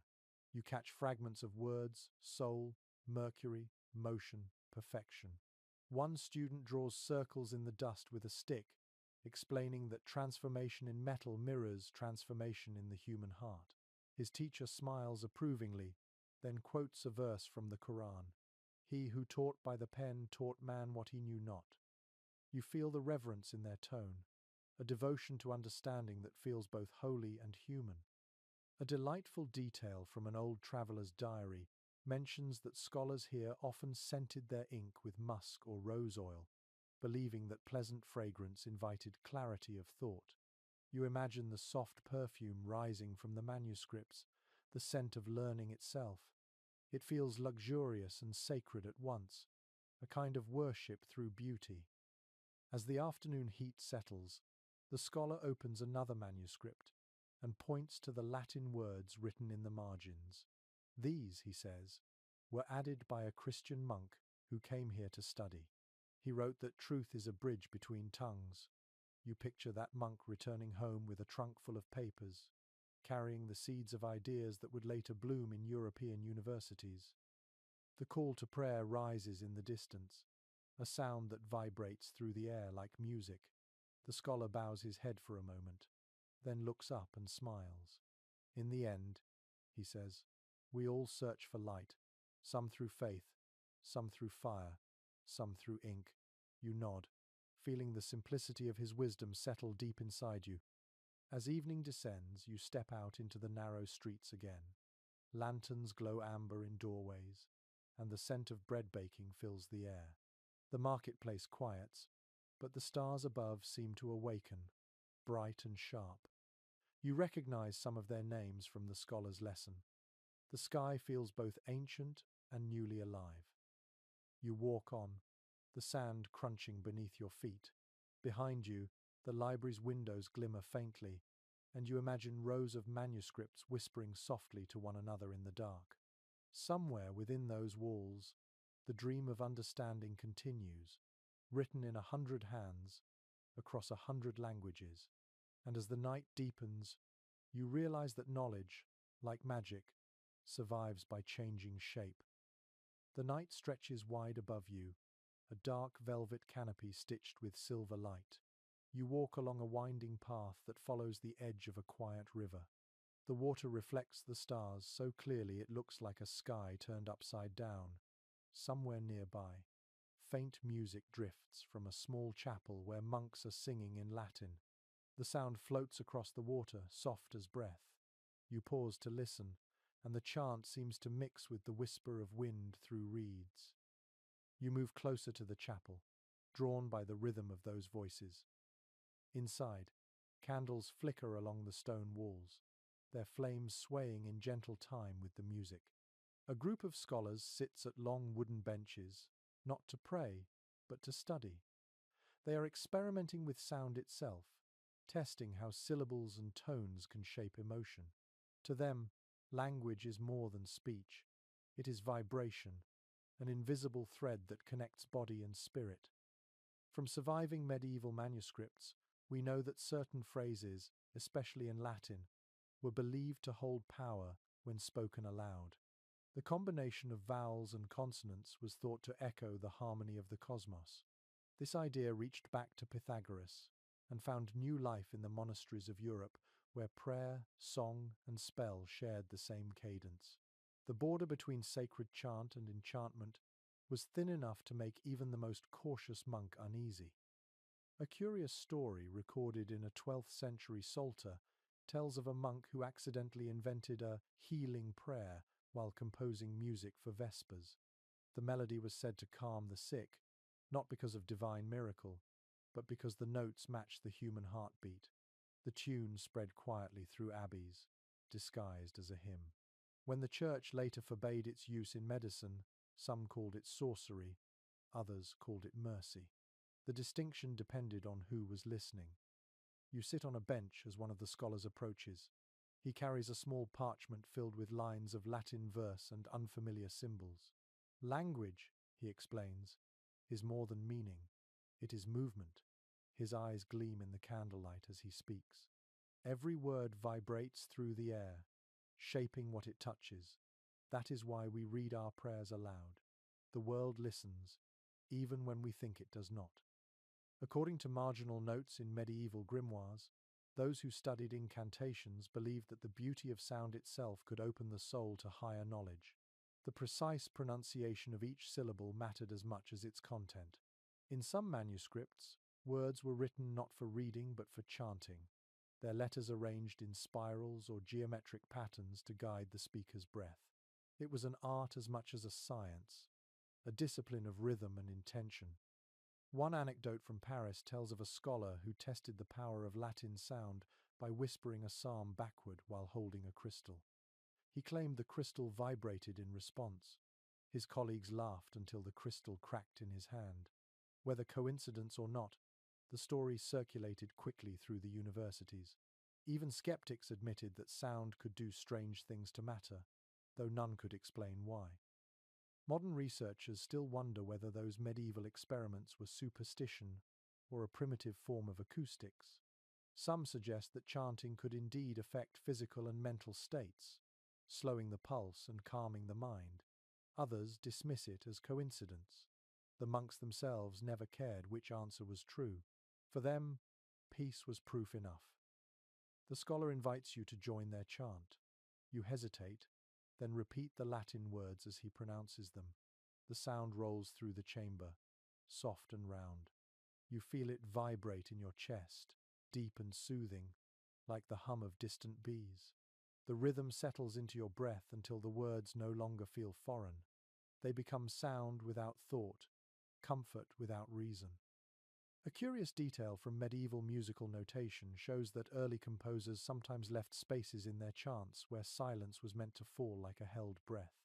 Those pauses were not mistakes. They were moments where the divine might answer. The monks in this chapel follow the same idea. Between phrases, the silence grows thick and warm, as if the air itself hums with invisible presence. When the chant ends, the scholar smiles. "Now you understand," he says. Sound is a bridge between worlds. It reminds the body of its own harmony. His words linger, like a final note fading into stillness. You walk outside again. The river glimmers beneath the moon, and the night feels softer, shaped by what you have just heard. The stars shimmer above, as if echoing the pattern of voices below. You realize that for these people, The act of speaking was an act of creation. Every word, every tone, was a small act of magic that reshaped the silence around it.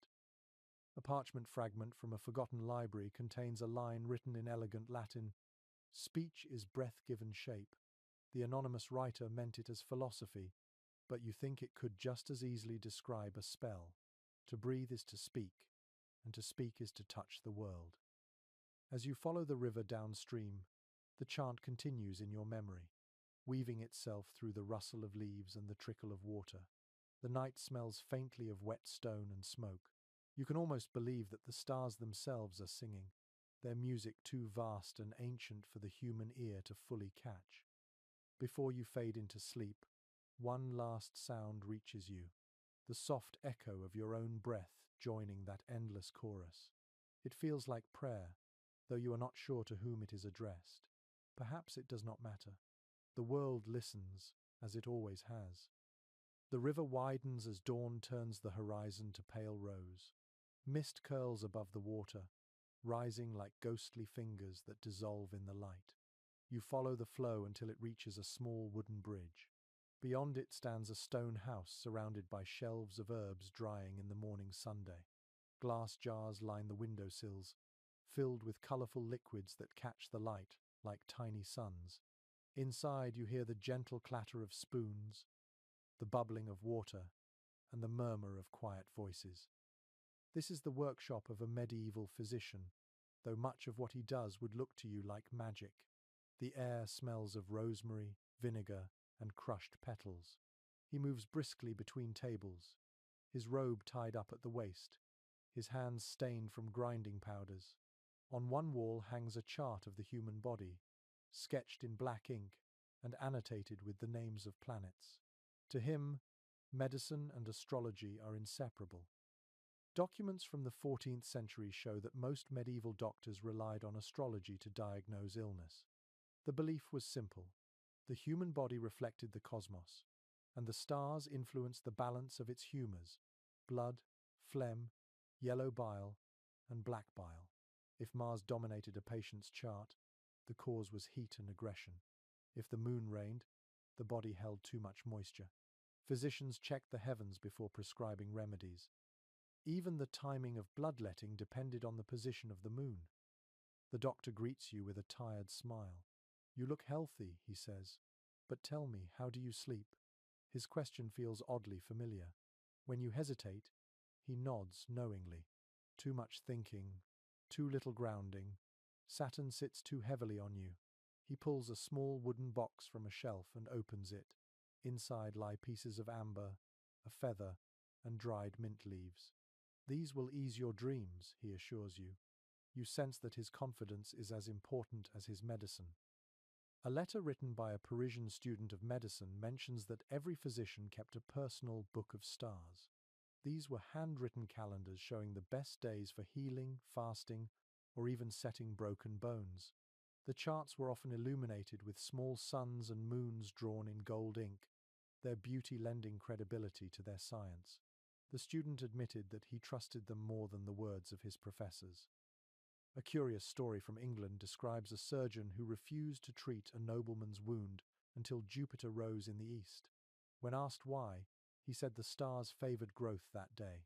The patient survived, and the surgeon's reputation grew with him. Historians still wonder whether skill or timing deserves the credit, but the surgeon himself never doubted that the heavens had lent their hand. The physician before you now measures out a powder of ground coral and dried rose petals. "For the heart," he says gently. "It warms the blood." He mixes it with honey and presses the paste into a small jar. His assistant, a quiet young woman, labels it carefully. On another table, glass flasks simmer over a low flame, distilling lavender oil drop by drop. The rhythmic sound of dripping fills the room, steady as a heartbeat. Surviving recipes from the period often blurred the line between medicine and magic. One remedy for fever combined cinnamon, wine, and a prayer whispered over the cup. Another advised wearing a lodestone on the chest to draw out illness. To modern ears, these methods sound fanciful, but they reflected the medieval conviction that body, mind, and spirit were inseparable. Healing was as much about belief as it was about chemistry. A remarkable note in a Venetian manuscript tells of a healer who treated melancholy by surrounding the patient with blue cloth and the scent of violets. The logic was that color and fragrance could soothe the soul. Centuries later, psychology would rediscover what the healer already knew, that the senses speak directly to the heart. The physician leads you to a patient resting near the window. A boy lies wrapped in linen, pale but breathing easily. He had a fever, the doctor explains. We cooled him with rose water and placed silver coins under his pillow to draw out the heat. He touches the boy's wrist and smiles. He will live. His tone is matter of fact, but you sense the quiet pride beneath it.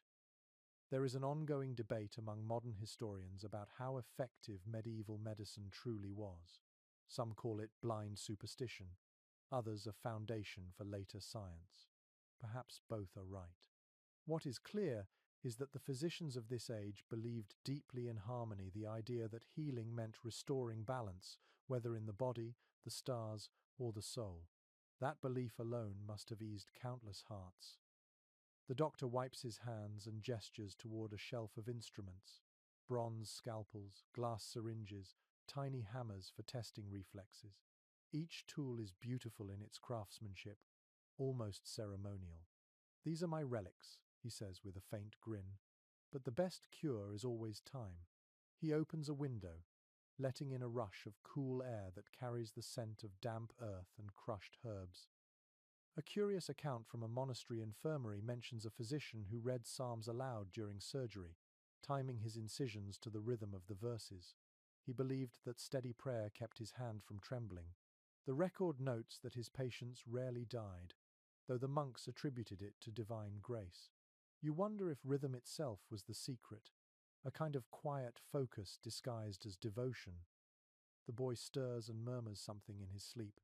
The physician adjusts the blanket and hums softly, the tune familiar and soothing. For a moment, the air feels still, touched by something beyond skill or reason. Perhaps that is what all healers seek, the point where knowledge meets compassion and turns into magic. When you leave, the sun is climbing higher, its light spilling across the shelves of bottles. The colors gleam like jewels, transforming the room into a cathedral of glass. You glance back once more. The doctor is already bent over his notes, sketching a diagram of constellations above a drawing of a human heart. He looks peaceful, as though he has found his place between heaven and earth. The road outside smells of mint and wood smoke. Somewhere nearby, a bell tolls the hour. You walk on, your mind calm, your breathing steady, as though the doctor's quiet faith in balance has seeped into your own heart. The road climbs again into the hills, where the wind whispers through tall grass and the scent of wild thyme drifts in slow waves. The sky darkens with evening, and somewhere ahead, the faint glow of a lantern flickers near a crumbling stone archway. You follow it, drawn toward the rhythm of soft scratching sounds, someone writing by candlelight. Inside the small ruin, a scholar sits at a wooden table covered with parchment and compasses. His ink-stained fingers move carefully across a circle he has drawn in black, its edges filled with mysterious shapes and letters. He looks up and smiles as if expecting you. Every secret has a geometry, he says quietly. The trick is learning to read it. His eyes gleam in the lamplight, filled with a mixture of fatigue and wonder. Behind him, the walls are covered in sketches of stars, animals, and cryptic sigils. The air hums faintly with wax and ink, and the scent of cedar smoke coils like a living thing. From fragments found in illuminated manuscripts, we know that medieval scholars often hid messages within their texts using symbols, diagrams, or coded alphabets. Some of these codes were practical, protecting recipes and trade secrets. Others were spiritual, intended to veil divine insights from unworthy eyes. The practice of hiding knowledge was not born of fear alone, but also of reverence. To reveal everything, they believed, was to invite chaos. The scholar before you dips his quill into the ink and gestures toward the circle. This is a memory palace, he explains. Each mark reminds me of an idea too dangerous to write plainly. He points to a spiral drawn near the center. That stands for fire, or transformation, or perhaps both. His tone is casual, but his movements are deliberate. Every line seems to balance precision and intuition. A curious story recorded in an Italian codex tells of a monk who hid forbidden experiments inside the margins of a Bible. Each decorated initial contained an alchemical symbol only other scholars could recognize. Centuries later, when the pages were restored, historians found recipes for tinctures and elixirs woven between verses of scripture. The monk had turned holy text into a secret laboratory. The scholar traces another pattern on his parchment, a triangle surrounded by faint Latin words. "This is not magic," he says softly. "It is the grammar of the invisible." His phrasing lingers in the air like incense. You realize he is describing a kind of meditation, a visual language for thoughts too complex to express in words. To him, geometry is prayer written in curves. Some specialists who study medieval symbolism believe that these circles and sigils were early forms of scientific notation, abstract representations of forces and relationships. Others argue they were mystical diagrams designed to focus the mind. Both views may be right. What matters is that such symbols allowed thinkers to imagine beyond language, to hold the universe in shapes instead of sentences. A particularly striking example survives in the work of John Dee, an English mathematician and advisor to Queen Elizabeth centuries later. His notebooks contain intricate star maps and coded alphabets he called angelic. Some believe he was simply exploring mathematical harmonies, while others insist he was reaching for a language that bridged heaven and reason. Even now, no one fully agrees. The scholar before you smiles faintly, as if reading your thoughts. "Knowledge needs protection," he says. "Once, the world burned libraries for asking too many questions." He reaches for a small box and opens it. Inside lie several tokens: a silver coin engraved with runes, a dried violet pressed between glass, and a feather stained with gold. "Each of these," he says, "marks a truth I cannot yet speak." His voice is tender, almost sorrowful. Some ideas are not ready to be heard. A fragment from a medieval correspondence between scholars suggests that many used personal ciphers not only for safety but for play. Hidden riddles were left in manuscripts like trails for future readers.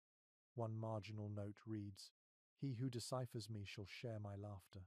You imagine those quiet exchanges, scholars across generations winking at each other through codes no outsider could see. The candle flickers, and shadows twist across the walls, making the symbols seem to move. The scholar leans back, gazing at them as if seeing constellations in reverse. "When we look at the stars," he says, "we seek patterns that prove we belong to the same design. Writing is no different." His voice grows soft, almost drowsy. "We draw lines because we are afraid of being lost." An unusual note from the archives of Prague describes a teacher who instructed students to copy texts while adding one mistake on purpose. The error served as a sign of humility, a reminder that perfection belonged only to the divine. Looking around this small room filled with unfinished circles, you see that principle alive. Every mark is deliberate, yet none feels complete. The scholar's diagrams breathe like living things, always in motion, never fully satisfied. He offers you a sheet of parchment filled with unfamiliar markings. "Try it," he says. "Draw a symbol for something you wish to remember." You hesitate, then sketch a small spiral of your own. It feels awkward at first, but then strangely calming. The ink glistens under the candlelight. "Good," he murmurs. "Now it will live." Outside, night settles deep. The wind sighs through the broken archway, carrying the faint scent of smoke and rain. The scholar begins packing his tools, stacking papers with careful precision. Before he blows out the candle, he turns to you. "If you ever forget," he says, "look for patterns. They are the universe's handwriting." You step outside as the last flame fades. The sky is clear and full of stars. For a moment, They seem to arrange themselves into the same circle you saw on his parchment. You blink, and the pattern is gone, but the feeling remains a quiet certainty that meaning hides in everything, waiting for patient eyes. The grass sways around you, whispering softly as you walk away. Each blade catches the starlight for an instant, like letters in a message written across the earth. Somewhere behind you, the scholars' hidden symbols glow faintly in the dark, keeping their secrets safe for another curious traveler yet to come. The night air carries the scent of lavender and smoke as you descend toward a quiet village. The roofs gleam with dew beneath the moonlight, and a few stray lanterns flicker in the windows. In the square, the stone well glows faintly under the stars. Near it, a woman in a faded green shawl gathers herbs into a wicker basket. Her hands move quickly, her gestures confident. She hums softly to herself, a tune too old to name. When she looks up and sees you, she smiles with a kind of knowing that feels both gentle and unsettling. She invites you closer, motioning toward her small cottage at the edge of the square. Its walls are covered with drying plants, and the door hangs open, letting out the warm scent of rosemary and beeswax. Inside, every surface is alive with purpose. Candles, vials, a mortar filled with crushed petals, a bundle of twigs tied neatly with red string. "You look tired," she says. "Sit down. The night listens better when we are still."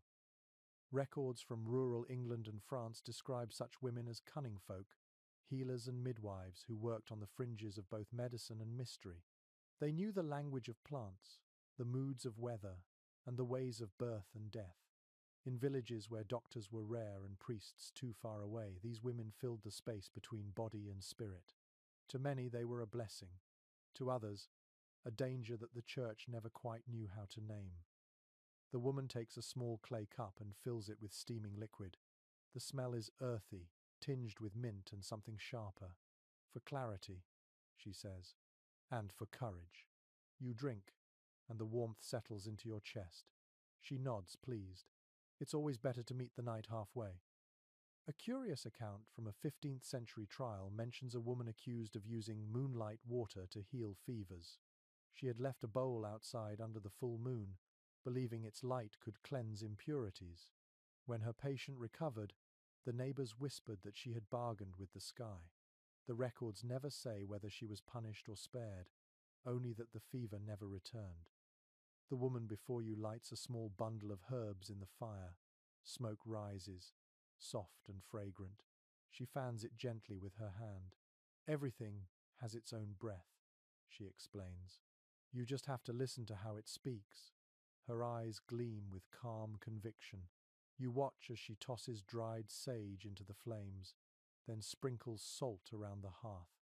The ritual feels both practical and sacred, a conversation with the unseen world. Historians who study these traditions still debate their origins.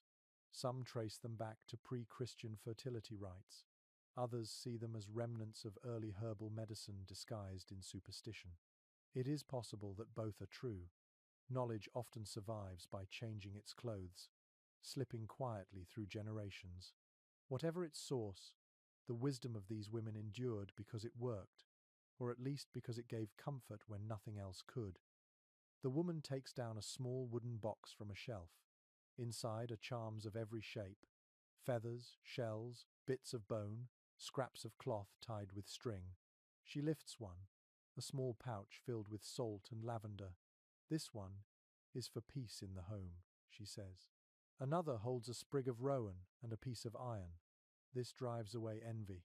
Each charm is a blend of prayer and craftsmanship, its meaning as much emotional as spiritual. A story from northern Scotland tells of a midwife who whispered blessings over every child she delivered, tracing a circle of milk on the doorstep before leaving. Villagers said no child she touched ever fell ill in infancy.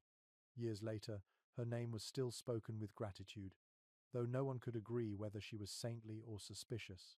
Her descendants kept her recipes but never her explanations. The woman in front of you begins to prepare another mixture. She crushes juniper berries with salt, adds a few drops of oil, and stirs it with a wooden spoon. "For protection," she murmurs. You keep it by the door so guests leave their troubles outside. Her movements are slow, deliberate, almost meditative. Watching her, you realize that this is not the frantic magic of fear, but the steady ritual of someone who understands the rhythm of life itself. According to early modern court transcripts, many of these women defended themselves by claiming their spells were simply prayers in disguise. They often quoted scripture while mixing potions, adding a layer of protection through faith. Yet even that could not always save them. The very knowledge that made them indispensable also made them vulnerable. Wisdom, in that world, was dangerous when it wore a woman's face. A peculiar note from a rural parish mentions that one healer taught her apprentices to test remedies by offering them first to the wind. If the breeze shifted direction, the medicine was pure. If not, it was abandoned. No one ever explained how or why this worked, but the practice survived for generations. Perhaps the wind, like all unseen forces, enjoys being consulted. The woman notices your gaze lingering on the herbs hanging above the fire. Every leaf has a memory, she says. They remember the sun that raised them. She reaches for a bundle of dried yarrow, ties a few sprigs together, and presses them into your hands. Carry this when you travel. It keeps you from losing your way. The stems are rough but fragrant, smelling faintly of rain and earth. Outside, the night deepens. The sky is heavy with stars, and the sound of crickets hums through the dark. You thank her and step into the cool air. Behind you, the cottage glows softly, a small island of warmth in the endless black. The woman's silhouette moves briefly past the window, then disappears. As you walk away, you think of all the nameless healers who kept their villages alive. One remedy, one prayer, one whispered charm at a time. History remembers kings and battles, but it forgets these women who worked quietly in smoke and shadow. Yet their legacy lingers in every cup of tea brewed for comfort, in every mother's instinct to touch a child's forehead and listen for something beyond words. The wind brushes your cheek, and you imagine it carries her blessing still. The stars seem closer now, as if they too are watching over the road ahead. You clutch the yarrow bundle gently and smile, feeling safer than reason alone can explain. The air grows colder as you walk farther from the village. The path winds through low fields and ends at the edge of a walled town. Bells toll in the distance, solemn and insistent. You sense a different kind of tension here, not the quiet mystery of wise women and healers, but the stern weight of authority. Smoke rises from chimneys, and people hurry along the streets with their heads bowed. Somewhere behind the closed doors of churches and courts, decisions are being made about what should be known and what must be silenced. You pause near the gate of a monastery where a group of men in heavy robes gathers around a torch. One holds a scroll while another reads aloud in Latin, his voice echoing against the stone. The words are official and cold, condemning dangerous writings that spread confusion among the faithful. When he finishes, the men feed the scroll to the fire. The parchment curls and blackens, and the flame flares high before settling into ash. The smell is sharp and bitter, like burned honey. Historical accounts from the 12th to the 15th centuries describe repeated efforts by church leaders to control what they considered forbidden knowledge. Astrology, alchemy, and certain forms of natural philosophy were tolerated only when framed as divine study. Anything that hinted at independence from faith risked being branded heresy. In this age, the mind was a battlefield, and even curiosity could be a sin. You walk through the market square, where talk hushes at the sight of a priest's robe. The townspeople trade nervous glances. One whispers that a healer has been arrested for mixing charms with prayers. Another says a student's books were taken for containing diagrams of stars. Fear spreads quickly here, carried in rumor and silence alike. An entry from the Inquisition's records mentions a man accused of possessing a mirror that could summon false visions. He insisted it was simply polished metal used for studying optics, but his protests changed nothing. His mirror was shattered, and his reputation with it. The irony, of course, is that such mirrors would later help scientists understand light itself. For now, the boundary between invention and blasphemy remains invisible and shifting. You find shelter inside a small chapel where candles flicker against carved stone. A young monk kneels before the altar, his head bowed. After a long silence, he speaks without turning. "They are burning books again," he says softly. "Sometimes I wonder which burns faster, the parchment or the truth." His voice trembles with quiet frustration. He looks back, eyes filled with exhaustion rather than rebellion. "I used to copy words of wisdom. Now I erase them." A letter preserved from an anonymous monk in France reveals the same pain. "We are told to destroy what we do not understand," he wrote. "Yet the more we burn, the more darkness fills the room." The letter ends abruptly, as if the writer feared being found. Scholars still debate whether it was ever sent. The monk beside you rises and walks to a hidden alcove behind the altar. He removes a loose brick and pulls out a small bundle wrapped in cloth. Inside lies a single book, its leather cover worn smooth by handling. "This," he whispers, "is a text of the heavens. I could not bear to destroy it." He places it gently in your hands. The pages are filled with delicate drawings of stars and planetary paths. Margins glimmer faintly with golden ink. The beauty of it feels like quiet defiance. A peculiar story from Florence tells of a bishop who secretly studied astronomy despite publicly denouncing it. He kept his instruments hidden in a wine cellar, claiming they were tools of penance. When he died, his servants found his notes written inside the covers of hymnals. It seems even those charged with enforcing purity could not always resist the pull of wonder. You sit beside the monk and turn a few pages. The diagrams are precise yet poetic. "The Creator speaks in circles," he says. "We fear them because they have no beginning and no end." His words echo softly in the cold air. He smiles faintly, though it looks more like sorrow. The Church fears knowledge that does not need permission. Scholars who study the Inquisition's documents remain divided on whether suppression truly extinguished medieval science or merely forced it into disguise. Some argue that censorship slowed progress for centuries.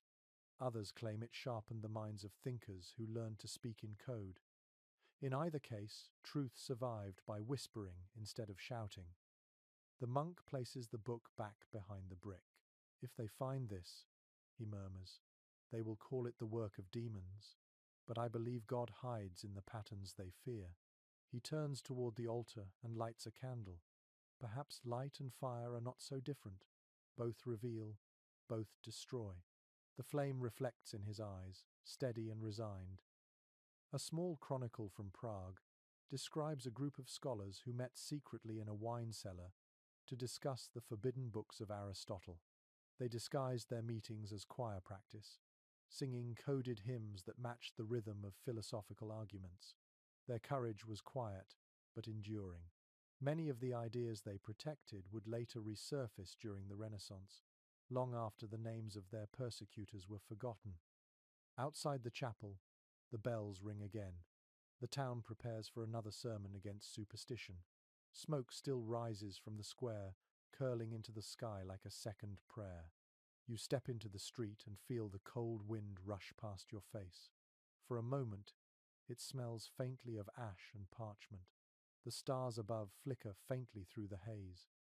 You think of the monk hiding his book, of the bishop studying in secret, of every quiet mind that refused to stop asking questions. Knowledge, it seems, has always worn a disguise, waiting patiently for the day it can step into the light again. The bells fall silent. The night stretches still and wide. You walk on, the faint glow of the chapel behind you. The wind hums softly against your ears, carrying with it a question too delicate for words. How many truths, you wonder, are still waiting behind walls of fear, burning quietly, unseen yet alive? The night softens as you leave the walled town behind. The wind feels gentle again, scented with pine and damp soil. You follow a narrow path that leads into the forest. The moon filters through the branches, scattering silver light across the ground. Somewhere nearby, An owl calls, and the sound seems to echo for a long time.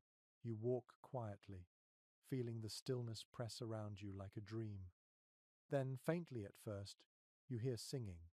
A single voice, thin and sweet, rises and falls among the trees. You move closer and find a clearing lit by small candles placed in a circle. At its center sits a woman in a dark cloak, eyes closed, her lips moving with the rhythm of prayer.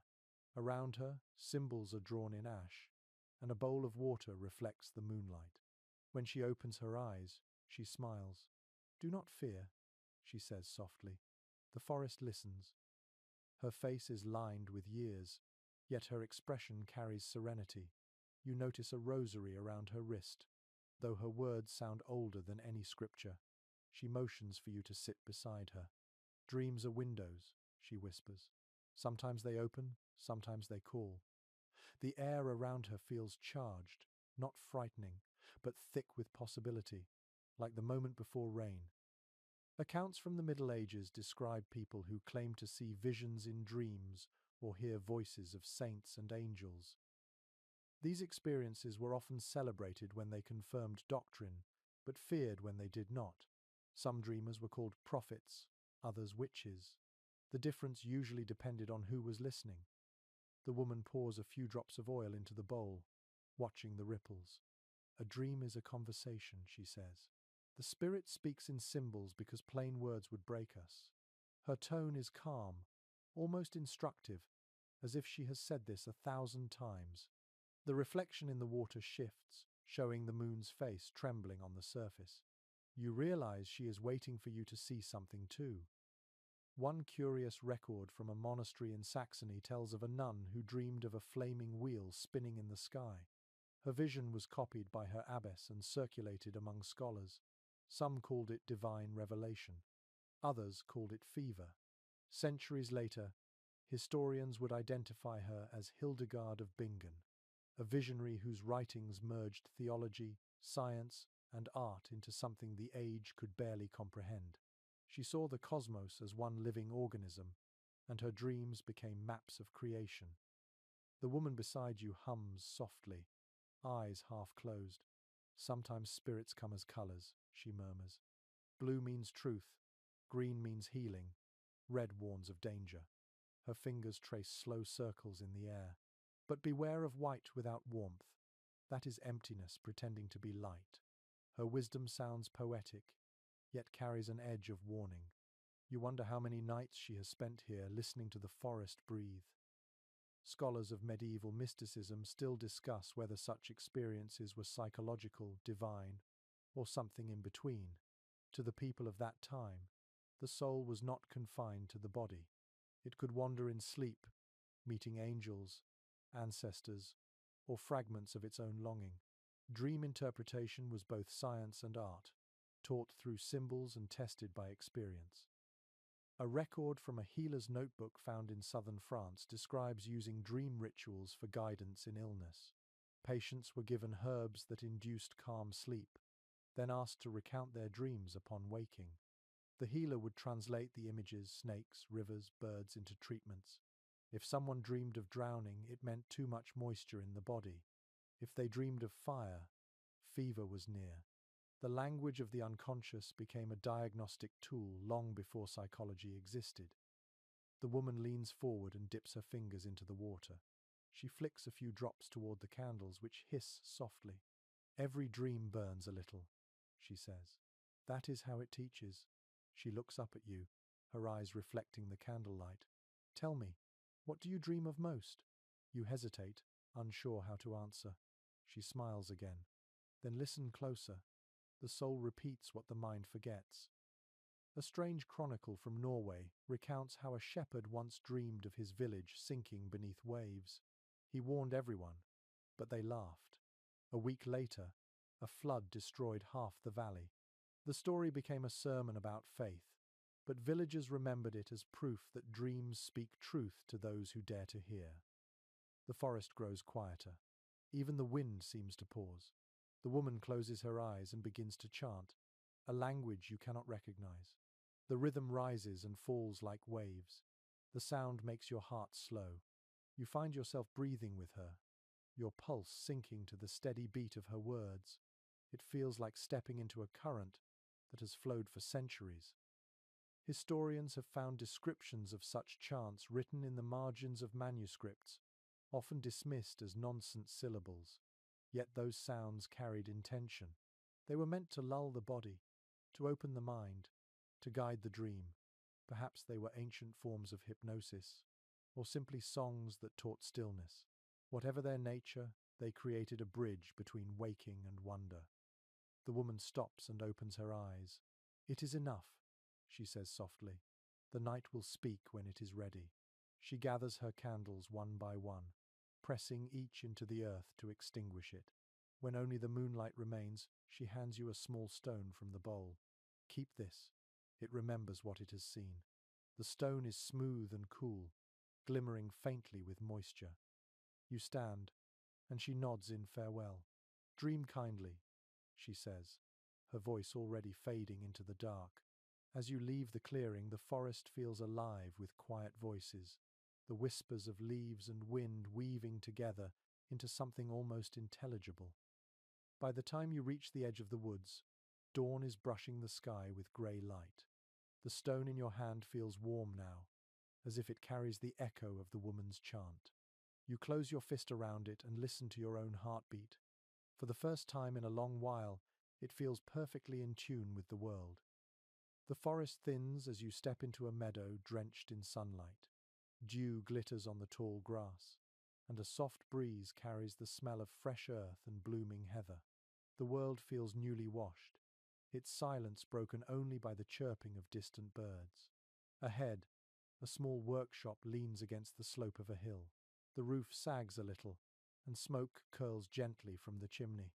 Through the open door, you glimpse shelves of tools and strange objects that glint like captured fragments of light. Inside, a man in a patched cloak is polishing a smooth stone with deliberate care. He looks up and grins, his beard flecked with dust. "You look like you've walked far," he says, gesturing toward a stool. "Sit, and let your eyes adjust. Most people see too quickly." The scent of oil and iron fills the air. You sit, watching as he lifts a long wooden staff from the table. Its tip holds a crystal that catches the sunlight and scatters it across the walls in coloured shards. The effect is almost musical. Historical records from inventories of noble households reveal that such tools were once common among those who practiced what they called natural philosophy. Scrying mirrors, brass compasses, astrolabes, and polished stones were used for study, ritual, and performance alike. Some were instruments of early science. Others were believed to channel divine influence. To the medieval mind, an object could hold both meanings at once without contradiction. The craftsman hands you a small lens mounted in brass. "Look through this," he says. You raise it to your eye and gasp. The world sharpens, every blade of grass outlined in perfect detail. "Clear sight," he says proudly. "A simple trick of glass and patience." You realize he is describing a primitive magnifying lens, an ancestor of what will one day reveal invisible worlds. A note from a 13th century merchant in Venice mentions the trade of seeing stones, convex discs used by scholars and magicians alike. Some called them tools of learning, others windows into hidden realms. Their dual reputation persisted for centuries. The craftsman smiles as if aware of this contradiction. "People fear what helps them see," he says, "especially when it shows more than they expect." He moves to a shelf and lifts a round mirror made of obsidian, its surface dark as a night without stars. "This one," he says, "reflects what has not yet happened." His tone carries amusement rather than deception. He holds it toward the light, and for a moment, your reflection wavers, replaced by a swirl of smoke and faint color. Then it clears again. "It's only glass," he says gently, "but sometimes belief does the rest." A curious story from a noble court in Burgundy tells of a mirror said to show visions of distant places. Its owner claimed to see her husband's army marching hundreds of miles away. Modern historians think it might have been an early experiment with polished metal and light projection, But for those who watched, it was magic. The mirror disappeared after her death, leaving only rumor behind. The craftsman shows you another object, a small bowl carved from crystal, its edges etched with delicate patterns. For scrying, he explains. You fill it with water and let the reflection speak. He gestures for you to try. The surface trembles slightly, then smooths. For a fleeting second, you think you see shapes moving inside stars perhaps, or clouds, or maybe nothing at all. The mind projects what it needs, he says, smiling. That's why such tools work. They help you listen to yourself. Some scholars who study medieval manuscripts argue that magical instruments like these were never meant as deceptions but as meditations. The act of gazing into a mirror or crystal allowed the thinker to focus the imagination, much like modern contemplation. Others believe that certain tools were used to impress patrons, blending showmanship with scholarship. The truth likely shifts somewhere between the two. He turns toward a long table cluttered with instruments. There are compasses for drawing circles, delicate balances for weighing powders, and small glass spheres filled with colored liquid. Every craftsman has a language, he says. Mine is precision, the rest is faith. You notice a piece of parchment beneath the tools, covered in drawings of geometric figures and written prayers. Each line is drawn with near religious care. A particularly intriguing entry in a 15th century ledger describes how the possession of certain objects could determine a scholar's reputation. Owning an astrolabe signified learning. Keeping a crystal sphere marked one as suspect. The boundary between respected knowledge and condemned curiosity was thin, depending on who was watching. The craftsman shrugs, as if sensing your thoughts. If I call it study, they praise me. If I call it magic, they burn me. I let them choose. He hands you a pendant shaped like a small key, its surface engraved with a star and a circle. This, he says, represents balance. Metal for the body, light for the mind. He places it in your palm, and the warmth of his hand lingers. When you hold it, remember that every tool is only as good as the hand that wields it.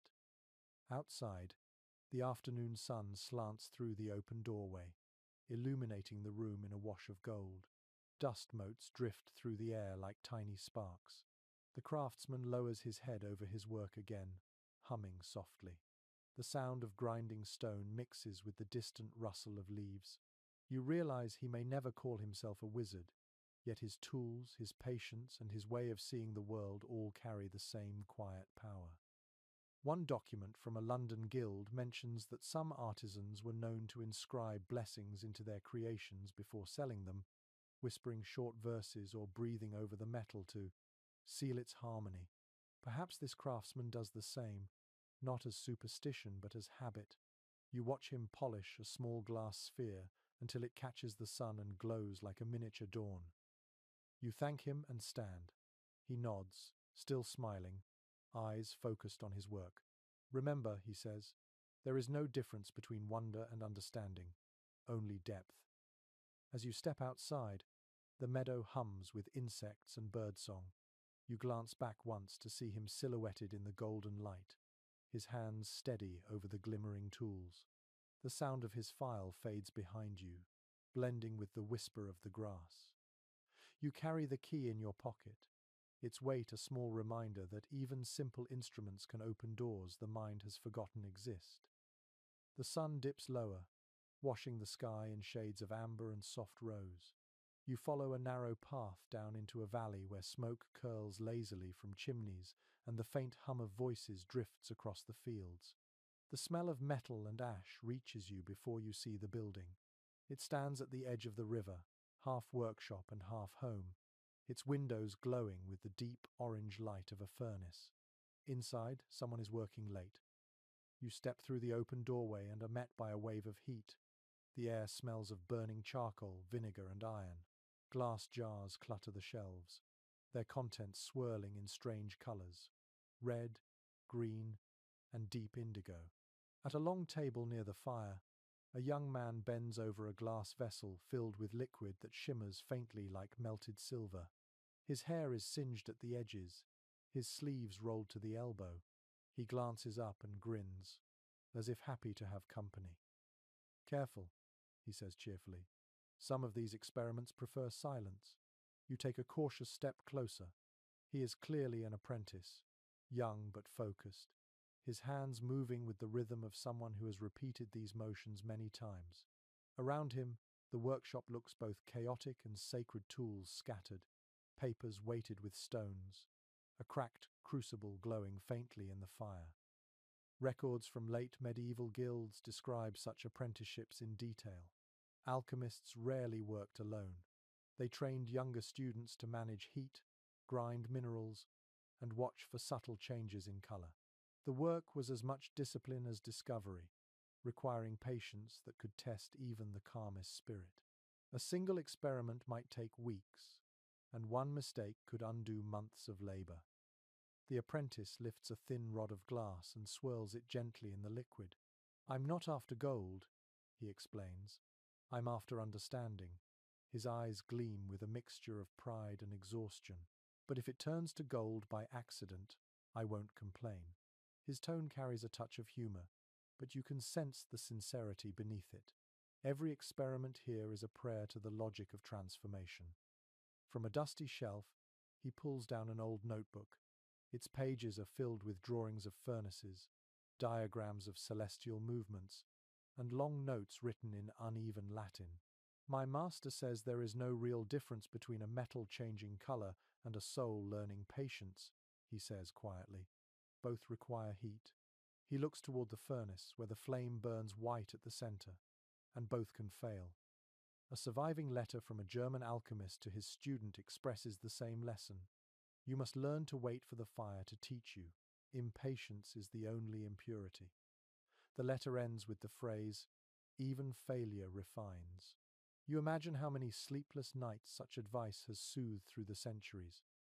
The apprentice adjusts a copper pipe leading into the furnace. Steam hisses, and he leans close, watching droplets form on the glass. "This one is meant to purify mercury," he says. "If I do it right, it should become clearer than water." He chuckles softly. "If I do it wrong, it will explode. Either way, I will learn something." The smell of heated metal thickens the air. You can feel the pulse of the fire through the soles of your feet. A curious record from the archives of Prague tells of apprentices who accidentally discovered new alloys while trying to make the philosopher's stone. One mixture produced metal so resistant to corrosion that smiths used it for church bells. They never called it gold, but they called it sacred. Perhaps the line between magic and invention is simply the name one gives to persistence. The apprentice wipes sweat from his brow and peers into a glass flask that glows faintly green. "See that?" he says. "It's changing." The liquid thickens slowly, swirling into new shades. He smiles as though witnessing a miracle.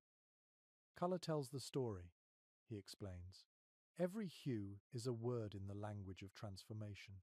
He looks almost reverent, and you realize this is what devotion looks like when it wears no robe and recites no prayer. Some historians of science argue that the careful attention of medieval alchemists to process, observation, and measurement laid the groundwork for modern chemistry. Their methods may have been wrapped in mystery, but their curiosity was genuine. Others claim they were dreamers chasing illusions. Perhaps they were both scientists guided by faith, poets guided by precision. The apprentice suddenly laughs, a warm, tired sound. "I've burned more shoes than I've made discoveries," he says, showing you the singed hem of his robe. "But even the burns teach me something." He stirs the mixture again and lowers the flame slightly.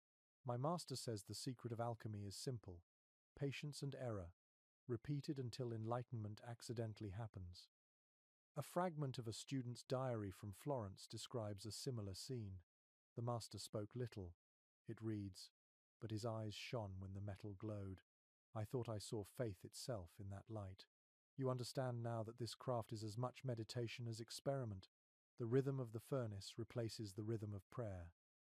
The apprentice opens a small window to let the smoke escape. Cool night air rushes in, carrying the scent of the river. "The water keeps me sane," he says. "When the fire talks too much, I listen to the river instead. His words make you smile. There is wisdom hidden inside his exhaustion, the kind that only long nights and near failures can teach. The liquid in the flask finally clears, pale as moonlight. He sighs, relieved. Not gold, he says, but cleaner than before. That will do. He pours the substance carefully into a smaller vessel, sealing it with wax. Every success is a new question, he adds quietly. Outside, frogs croak along the riverbank, and the sound blends with the low hiss of cooling metal. The apprentice tidies his tools, stacking flasks and wiping the table with a cloth already stained beyond rescue. His face glows in the dim firelight, weary but content. Tomorrow, he says, I'll try again. The world never runs out of mysteries. As you leave, you glance back at the open door. The workshop flickers with soft orange light, and for a moment, it looks like a small sun burning quietly in the darkness. The sound of his quill scratching on parchment follows you out, steady and sure, like a heartbeat refusing to fade. The river winds through the valley, its surface glimmering with the pale light of dawn. The air is cool and wet, carrying the scent of moss and the faint sweetness of crushed grass. You follow the path until it narrows beside a stone bridge, where a traveller's cart stands half unloaded. The driver, an older man with a weathered face and bright eyes, waves you closer. His cart is piled with cages, jars, and bundles wrapped in burlap. You notice movement among them, feathers, scales, and fur. You look curious, he says, smiling. Good. Curiosity feeds the spirit. He lifts the edge of a cloth to reveal a row of small glass vials, each holding something different. One contains what looks like powdered pearl, another, a curl of snakeskin, a third, a tuft of fur sealed with wax. Ingredients, he says, lowering his voice. Not for spells, mind you, but for understanding. The word understanding carries a tone of affection, as though it were the name of an old friend. Written records from medieval bestiaries show that natural philosophers and healers often relied on animals for their remedies. Some ingredients had genuine medical effects, honey for wounds, leeches for drawing blood, while others were rooted in symbolism rather than science. To a mind shaped by myth, every creature carried meaning. Lions stood for courage, owls for wisdom, serpents for transformation. The body of nature was a living library waiting to be read. The traveller reaches into a cage and lifts a small, calm owl. For sight, he says softly, stroking its feathers. Not for the eyes, but for what lies behind them. He lets it go, and it flies into the mist. People forget that animals were our first teachers. They showed us how to live, how to die, and how to heal. He opens another bundle, revealing dried fish scales pressed into a parchment pouch. Ground with mint and vinegar, this stops bleeding, he explains. Or so the old masters said. He grins. Sometimes they were right. Sometimes the patient simply recovered from stubbornness. You laugh, and he joins you, his eyes bright with humour. A remarkable entry in a 13th century medical compendium lists ingredients that now sound fantastical: powdered emerald, wolf's liver, eagle fat, and unicorn horn. The last, of course, was usually narwhal tusk traded from the north at a high price. People believed its shavings could neutralize poison. Kings drank from cups lined with it, convinced it protected them from treachery. Whether or not it worked, the belief gave them courage, which often mattered more. The traveller picks up a long feather, black at the tip and white at the base. Crow, he says, feared by priests, loved by magicians, carries messages between worlds. He spins it lightly in his fingers, then tucks it behind your ear. Every symbol hides a truth, he says, even if that truth changes shape. A curious account from a scholar in Paris tells of an alchemist who kept snakes in his laboratory, claiming they taught him patience. When asked how, he replied, "They shed what no longer fits." The story became a moral lesson in transformation, retold in sermons and poems. To the medieval imagination, every creature was a mirror of the human condition. The traveler begins preparing something on a small wooden board. He crushes dried herbs with what looks like powdered bone, adds a few drops of water, and stirs with a twig. A charm for protection, he says with a wink, made from nettle, sage, and the dust of a hornet's nest. Not as frightening as it sounds. The mixture thickens into a paste that smells of earth and spice. He spreads a little onto a strip of linen and ties it around your wrist. Now you carry the wild with you, he says, satisfied. Researchers who study folklore often describe these practices as the meeting point between observation and imagination. People learned from the natural world but filled its gaps with story. To kill a snake, they said, was to invite drought. To see a hare at dusk meant a change of fortune. Nature spoke through signs, and humans answered with ritual. Both sides of the conversation were equally sincere. The traveler shows you a jar filled with amber-colored liquid. Inside floats what looks like a tiny curled creature. A salamander, he explains. Found it near a forge. He lowers his voice as though sharing a secret. They say it lives in fire and cannot burn. I keep it to remind me that endurance is its own kind of magic. The salamander's outline glows faintly in the light, though you suspect it is only the reflection of the flame. Still, you understand the feeling behind his words. A fascinating legend from northern Italy claims that salamanders were born from lightning strikes. Builders once sealed small bones into the walls of houses to protect them from storms. The belief lasted for centuries, long after anyone had seen the creature itself. In that way, myth served as architecture, reinforcing both walls and faith. The traveler begins to pack up his cart. Everything I carry, he says, is part of a story. Some true, some almost true, and some truer than truth. He pats one of the burlap bundles and laughs. You never know which until you listen long enough. You watch as he secures the last cage and tightens the ropes. The sky is brightening now, the mist lifting to reveal the soft greens of the fields. Take this, he says, handing you a small vial filled with golden powder, crushed pollen and a drop of honey. Sprinkle it in your path when you forget where you're going. The bees will remember for you. His tone is playful, yet somehow sincere enough that you nod in gratitude. As the cart creaks away down the road, you hold the vial up to the sunlight. The powder catches the light like ground sunshine, glowing faintly. You slip it into your pocket and begin to walk. The river murmurs beside you, the air alive with bird calls and the rustle of wings. You think about how much of human knowledge was learned not from books, but from watching, touching, imitating, and imagining. The road ahead curves between meadows, where animals graze lazily under the morning sunday.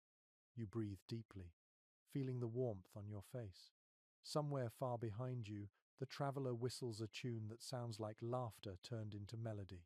For a moment, you imagine that every feather, every petal, every spark of light carries a message from the past. Still teaching, still alive. By midday, the path widens into a bustling road that hums with voices. The smell of roasted chestnuts drifts through the air, mingled with the metallic clink of coins and the sound of wooden wheels. You find yourself at the edge of a market square alive with movement. Children chase one another through the crowd, while merchants shout about silk, salt, and spices. But it is not the traders who hold everyone's attention. Near the fountain, a man in a bright red cloak is performing. His sleeves sparkle with small metal discs that catch the sun as he moves. In one hand he holds a lute, in the other, a bundle of playing cards. His audience is wide-eyed. Farmers, noblewomen, soldiers each leaning forward, half smiling, half suspicious. You step closer as he flips the cards through the air with astonishing speed. When they land, the top one bursts into a puff of colored smoke, revealing a silver coin beneath. The crowd gasps. Magic, someone whispers, though the performer's grin suggests otherwise. Not magic, he says cheerfully, bowing low. Just clever fingers and patient practice. He winks at you as if sharing a secret. But isn't that what all wizards say? Historical records describe such entertainers as jongleurs or conjurers, traveling from town to trade laughter for coins. Many knew sleight of hand, juggling, or illusion. Some even performed mock alchemy, pretending to turn pebbles into gold dust to amuse their audiences. They were the bridge between scholarship and spectacle, bringing fragments of learned mystery to people who could not read. The man holds up a silver ring, spinning it between his fingers. "This ring," he announces, "belongs to whoever believes hardest." A boy steps forward eagerly. The conjurer hands him the ring, then whispers something. The boy nods and closes his fist. When he opens it again, the ring is gone, and the crowd erupts in applause. You notice the conjurer slip it quietly into his sleeve with a skill so smooth it feels like sorcery. From surviving guild charters in London and Florence, we know that such street magicians were often licensed performers, allowed to entertain so long as they avoided claiming divine power. Their tricks had to remain earthly. To call upon spirits or prophecy invited trouble. Yet audiences rarely cared where the illusion came from, so long as it sparkled long enough to make them forget the day's worries. A curious anecdote from a traveller's diary tells of a performer who used mirrors and polished metal to project ghostly images during night fairs. Some said it was witchcraft, others insisted it was art. The line between the two was as thin as smoke. The man before you now begins a new act. He lays a cloth on the ground, places 3 wooden cups on top, and hides a small red pebble beneath one. His hands move swiftly, the cups sliding and spinning like dancers. "Keep your eyes sharp," he says, laughing. The stone likes to wander. The crowd leans forward, following the motion. You think you know where it is, but when he lifts the cups, the pebble is gone entirely. He opens his mouth and pretends to cough it out onto his palm. The laughter that follows is bright and free. An entry in a 14th century French account book mentions that wandering magicians sometimes carried secret compartments in their cups, using springs and false bottoms. The ingenuity of these tools impressed even scholars, some of whom later adapted the mechanics for scientific experiments. The conjurers, unaware of their influence, were teaching physics through laughter. The performer's assistant, a woman dressed in dark blue, steps forward holding a small basket. "The spirits are thirsty," she announces, pouring water into a wooden bowl. With a whisper, she stirs it using a long feather. The water begins to shimmer with faint light. The crowd gasps again. You notice how carefully she tilts the bowl, so the sunlight catches the surface at just the right angle. "See," the conjurer says, "faith and sunlight make miracles." He bows again as coins rain into the basket. Researchers who study popular entertainment of the Middle Ages suggest that such performances provided more than amusement. They created a safe space for wonder. In a world ruled by fear of the unknown, street magic offered joy without heresy. It reminded people that mystery could exist for pleasure alone, without punishment. The woman passes the basket to a little girl and lets her place a single flower among the coins. The conjurer kneels and accepts it solemnly. "A gift for the muse of mischief," he declares. "She always pays me in laughter." He tucks the flower into his hat and turns to you. "You've been quiet," he says, smiling. "You look like someone who wants to believe but won't admit it." Before you can reply, he flicks his wrist, and suddenly a folded parchment appears in your hand. "For your dreams," he says. You unfold it. Inside is a single line written in neat, looping letters. The simplest trick is seeing what others ignore. You look up, but the conjurer has already moved on, the crowd following him toward another part of the square. His red cloak flashes like fire between the stalls. An old chronicle from Spain tells of a magician who performed before a skeptical bishop. When asked to reveal his secret, he said, "Patience, timing, and the kindness of shadows." The bishop dismissed him, but years later, the same techniques were used by scholars experimenting with optical lenses. Perhaps every trick contains a seed of discovery waiting to grow in the right hands. The sun slips behind the rooftops as the fair begins to close.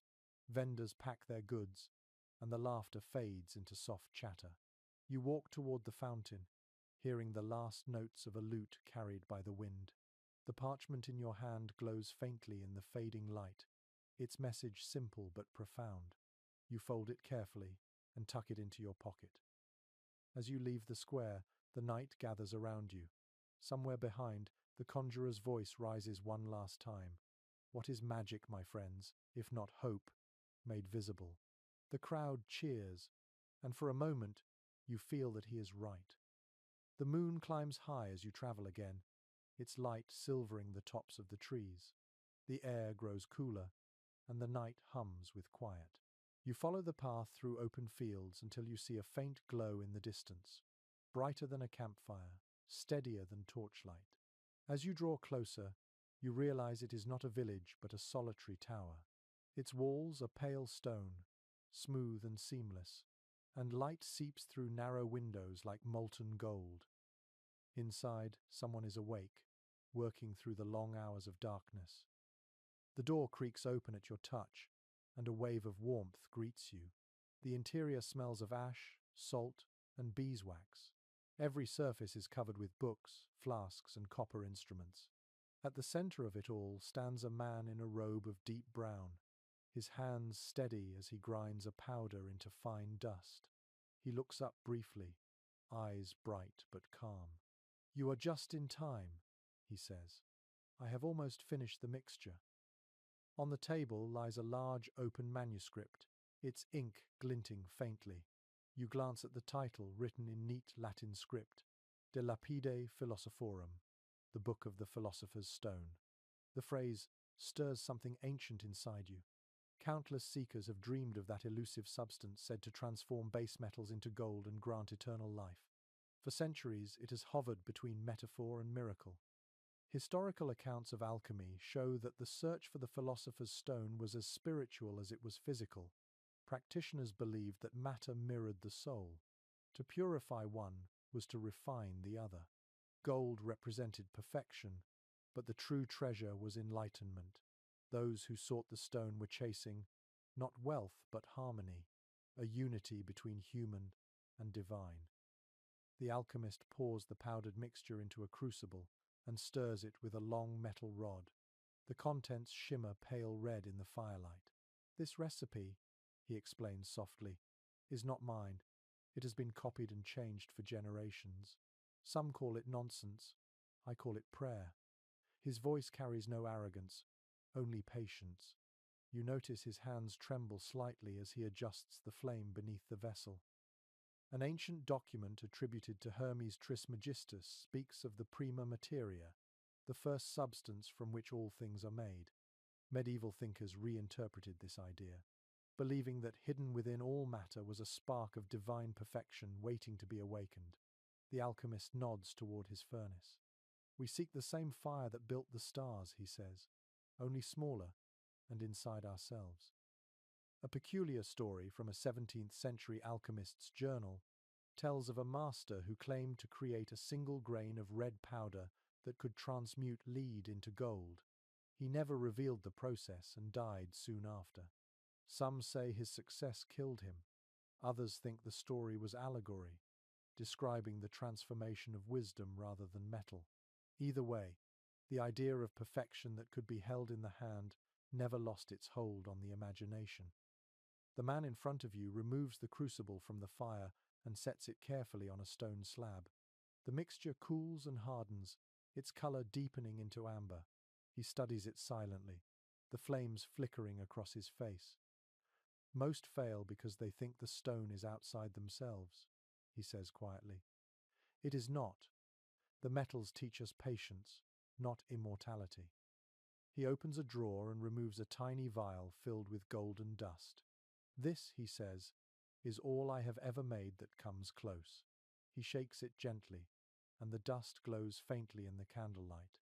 It shines beautifully but changes nothing, yet it reminds me that pursuit itself has value. Every failure polishes the soul a little more. His smile is soft and sad. According to surviving letters between Renaissance scholars, many alchemists shared this view.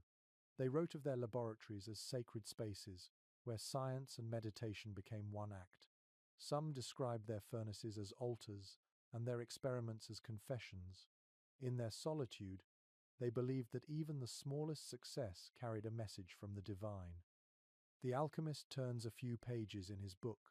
Diagrams of circles and triangles fill the parchment, each labeled with ancient symbols. Perfection is a circle, he murmurs. It closes itself. We spend our lives trying to find where it begins. He hands you a small fragment of glass, transparent but tinged faintly red. Hold it to the light. You raise it toward the fire, and the glass burns with a glow like a captured sunset. That, he says, is the residue of one attempt, beautiful, useless, and holy. The simplicity of his words makes you smile. He watches you for a moment, then adds, people say alchemists dream too much, but all discovery begins with a dream. A letter from an anonymous scholar once described the philosopher's stone as a mirror of the heart. He warned that anyone who sought it for greed would find only ashes. Those who sought it for understanding, however, would glimpse eternity in the reflection. Perhaps the real transmutation was not metal at all, but the transformation of desire into humility. The alchemist places the glass fragment beside his notebook and leans back, sighing. I used to think failure meant the work had ended, he says. Now I think it means the work has begun. The room falls quiet except for the soft hiss of the fire. You feel a stillness settle between you, warm and deep. Outside, the night sky glows with distant stars. Through the narrow window, you can see Orion rising, his belt gleaming like a line of molten silver. The alchemist glances toward it and whispers, even the heavens are laboratories. Every star is an experiment in light. He turns down the flame and begins tidying his tools. You should rest, he says. The stone is not found in a single night. His words feel like both advice and benediction. When you step out into the cold, the tower glows softly behind you. The air smells of smoke and resin. In your hand, the red fragment still catches the moonlight, shining faintly like an ember that refuses to fade. You slip it into your pocket, feeling its warmth against your palm. For a moment, you imagine that you are carrying a tiny piece of the eternal fire the alchemist spoke of, still waiting for its next transformation. The path curves along the ridge, and dawn begins to spill over the horizon in a wash of pale gold. The world feels fragile and clear, as if freshly created. Below, the valley stretches wide and quiet, dotted with small villages and winding rivers. You breathe in deeply. The air tastes of frost and pine, sharp enough to wake even the most drowsy soul. Far ahead, you see the outline of a monastery built into the side of the hill, its walls glowing softly in the morning light. Bells begin to ring in measured rhythm, summoning the monks to their prayers. You walk slowly toward the sound. As you approach, the scent of smoke and parchment greets you. Inside the stone courtyard, a line of robed figures moves silently, each carrying a book. Their sandals scuff gently against the cold floor. The monastery is alive with the faint rustle of pages and the low murmur of voices chanting in Latin. The air feels heavy with devotion. Though it is not only faith that lives here, it is knowledge carefully guarded and endlessly copied. Records from medieval abbeys describe how monasteries served as both sanctuaries of prayer and centers of learning. Within their scriptoria, monks copied religious texts by hand, but alongside them they preserved works of science, philosophy, and medicine. By candlelight, generations of scribes kept ancient wisdom from vanishing into oblivion. Their patience built bridges across centuries. A young monk looks up from his desk as you enter. His eyes are tired but kind. You may sit, he whispers, but speak softly. The words are listening. His hand moves swiftly across the parchment, quill gliding in smooth strokes. You watch as he pauses to blow gently on the wet ink before continuing. The faint scent of oak gall and iron fills the air. He shows you the page he is copying. It contains a map of the heavens, drawn in careful circles. Tiny golden stars dot the page like jewels. This was once forbidden, he says quietly, but now we call it study. His smile is small, wry. Names change faster than truths. A fragment from a 12th century chronicle confirms his words. Certain books of astronomy were once hidden behind false covers labeled as devotional texts. A single diagram of the cosmos could raise suspicion, yet the monks who copied them understood that the sky itself was a form of scripture, one written by creation rather than by man. You watch the monk sharpen his quill with a small knife. Every letter must breathe, he murmurs. Too much pressure, and the word dies. His attention to detail borders on reverence.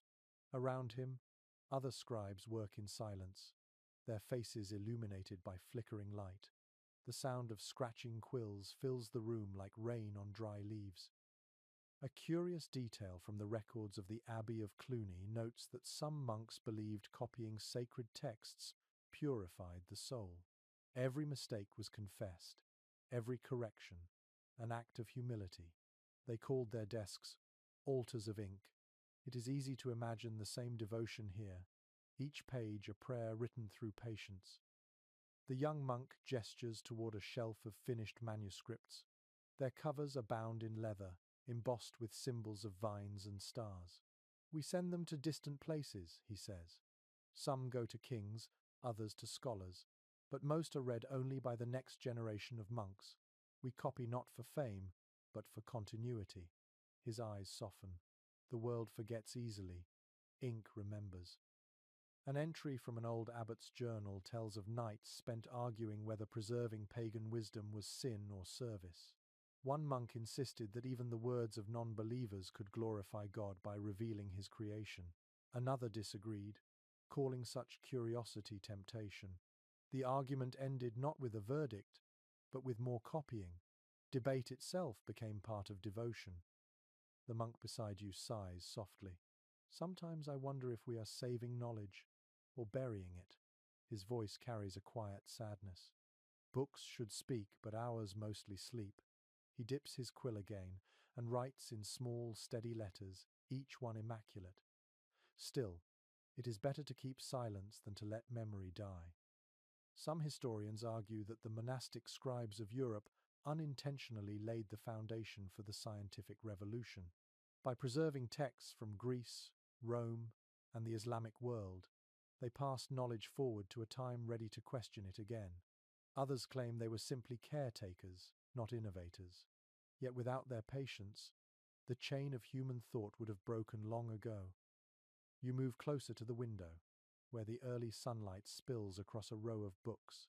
Dust dances in the beam, each speck glowing like a tiny planet. The monk follows your gaze. That dust, he says, is the breath of centuries. When we open a book, we inhale time itself. He closes his manuscript and ties it with a thin strip of cloth. When I was young, he says, I wanted visions and miracles. Now I find them here, in the shape of letters. He smiles faintly. Words are the only magic I trust. A peculiar note found in an English priory mentions a monk who decorated his manuscripts with hidden symbols. A tiny bird, a serpent, a single flower in the margin. He said these marks kept the pages alive. Perhaps he was right. The monk beside you does something similar. At the bottom of his page, he draws a small spiral, subtle and perfect. That, he says, is for continuity. It reminds the next scribe that the work never ends. The bells ring again, calling the monks to the refectory. The room empties slowly, leaving behind the faint smell of ink and candle smoke. You linger a moment, looking at the rows of books that line the walls. Each one holds the echo of hands, the patience of eyes, and the steady rhythm of hearts that once beat in time with thought. When you step outside, the air feels crisp and bright. The chant of morning prayer drifts across the courtyard, low and resonant. It mingles with birdsong, creating a harmony that feels older than memory. You walk away slowly, hearing the rhythm of quills still echoing in your mind. Somewhere behind you, the monk continues to write, each stroke of his pen keeping the fragile flame of knowledge alive. The road descends from the monastery into a valley wrapped in fog. Morning light seeps slowly through the mist, turning the fields pale silver. The sound of a stream follows you, winding beside the path like a constant whisper. You walk until you reach a wooden bridge, its planks slick with dew. Beyond it lies a small stone cottage with smoke curling gently from the chimney. The door is half open, and from inside comes the soft ringing of metal on glass. You step closer and find an elderly man bent over a table crowded with jars and tools. He wears spectacles so round and thick they magnify his eyes into small moons.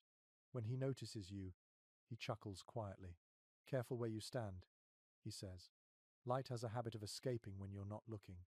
He gestures for you to come in. The room smells of heated metal, candle wax, and something faintly sweet, like honey left in the sundae. On the table sits a brass frame holding a curved lens. The old man adjusts it carefully until a beam of sunlight streaming through the window lands directly upon a scrap of parchment. Instantly, the paper smokes. "Focus," he says, smiling. "That's the key to everything." He moves the lens again, this time projecting a tiny image of the window onto a white cloth. "The world can be folded into itself," he murmurs, "if you know how to bend light." Historical notes from the 13th century record similar experiments by scholars such as Roger Bacon, who studied mirrors, refraction, and the properties of light. Long before the invention of the telescope, thinkers were already exploring how glass could magnify sight and bend perception. Their discoveries blurred the line between science and sorcery. To watch light behave like liquid must have felt like commanding the sun itself.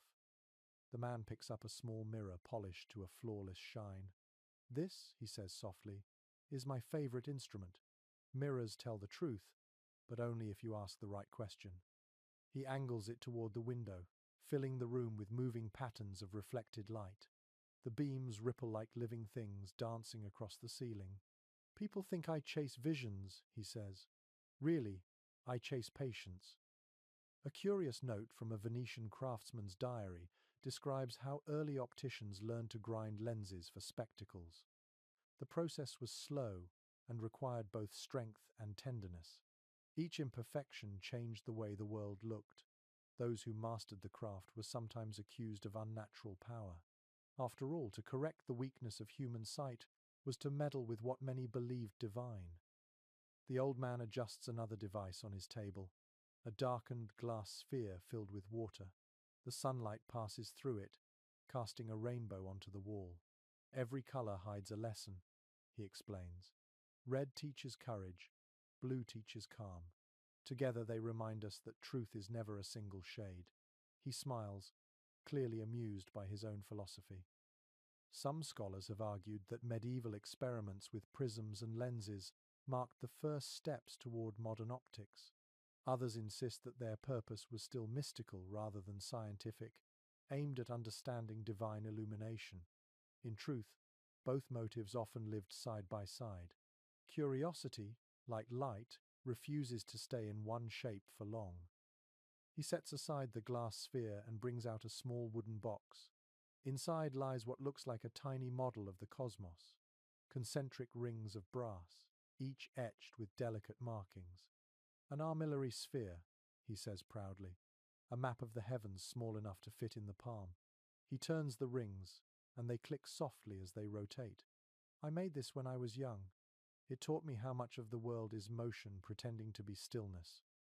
A record from a Paris workshop mentions that artisans who built such instruments often hid their names.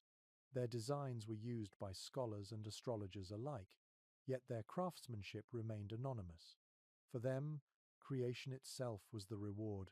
To shape the universe in miniature was to take part in its divine architecture. The old man wipes dust from a shelf filled with curious artifacts, shards of colored glass, fragments of mirror, thin copper wires. "Each of these caught light once," he says. "Now they rest. Even brilliance must sleep." His voice softens. "We chase knowledge, but it is light that chases us." He hands you a small magnifying lens, its brass edge warm from the sunday. "Take it," he says. "Use it to look closer, not farther. You hold it up and study the lines of your own hand. Every ridge, every scar, every speck of skin becomes a landscape." The sight is strangely humbling. That's the secret, he says gently. The universe repeats itself at every scale. The stars are not so different from fingerprints. A fragment of writing attributed to Bacon contains a similar thought, that the smallest spark of understanding mirrors the vastness of creation. The man before you, whether he knows that text or not, embodies the same idea. His workshop feels like both laboratory and chapel, filled with tools that are also prayers. The sunlight fades slowly, and the colours on the wall dissolve into soft grey. The old man removes his spectacles and rubs his eyes. Even the sun tires, he murmurs. But tomorrow it will return, and so will I. He begins to cover his instruments with cloth. Light is a teacher with endless patience. It waits for us to notice it again. Outside, the mist has lifted completely. The air smells fresh and sharp. You glance back once more at the cottage, its windows still glimmering faintly. Inside, the old man moves like a shadow, tidying his table, humming under his breath. The world feels lighter now, as if his lessons have folded the sunlight into your thoughts. You continue along the path, holding the lens up to the sky. The glass catches the fading rays, splitting them into color before letting them go again. You realize that every bit of light you have ever seen is older than your own breath, born in the same fire as the stars. The thought fills you with quiet awe. Somewhere behind you, the old man's laughter echoes faintly, as if the world itself is amused by its own brilliance. The last of the fog fades as afternoon spreads across the hills. The path leads toward a sprawling garden surrounded by a low wall of stone. Inside, the air is fragrant with rosemary, lavender, and thyme. Bees drift lazily among the blossoms, and the hum of their wings feels like a kind of music. A woman kneels by a bed of sage, trimming the stems with a small knife. When she looks up, her eyes are clear and steady. "Welcome," she says softly. "You have arrived at the Garden of Balance." Her voice carries the calm rhythm of someone who has spent a lifetime listening to the seasons. She rises and brushes dirt from her hands. "Everything alive teaches us something," she continues, "but only if we listen with both patience and humility." She leads you down a narrow path lined with rows of herbs. Some are green and tender, others grey and woody, their scents mixing in the warm air. The garden feels like a living library, every leaf whispering a different secret. In the Middle Ages, gardens such as this were both pharmacies and sanctuaries. Monks, nuns, and healers cultivated plants for medicine, food, and spirit. They believed that the Creator hid cures for every ailment in the soil. Physicians studied the doctrine of signatures, which claimed that the shape or color of a plant revealed its purpose. Red flowers for blood, yellow roots for the liver, heart-shaped leaves for the heart. Though modern science would later challenge such ideas, the method reflected a profound faith in nature's symmetry. The woman hands you a small sprig of mint. "For clarity," she says. "The scent is sharp and clean. The mind wanders less when the air smells honest." You smile, and she gestures toward a shaded corner of the garden where an old stone basin catches the trickle of a small spring. "That water," she explains, "has flowed here for longer than the house itself. Every generation has drawn from it. It remembers our thirst." A surviving account from a 15th century herbalist describes water as the blood of the earth. He advised that all remedies begin with pure water, for corrupted wells breed corrupted thoughts. His words suggest that medicine in this age was as much moral as physical. Healing the body meant realigning it with the harmony of nature. The woman kneels by the basin and drops a few petals into the water. They swirl gently before settling. "There," she says quietly, "a reminder that beauty must dissolve before it heals." Her movements are slow, deliberate, almost ceremonial.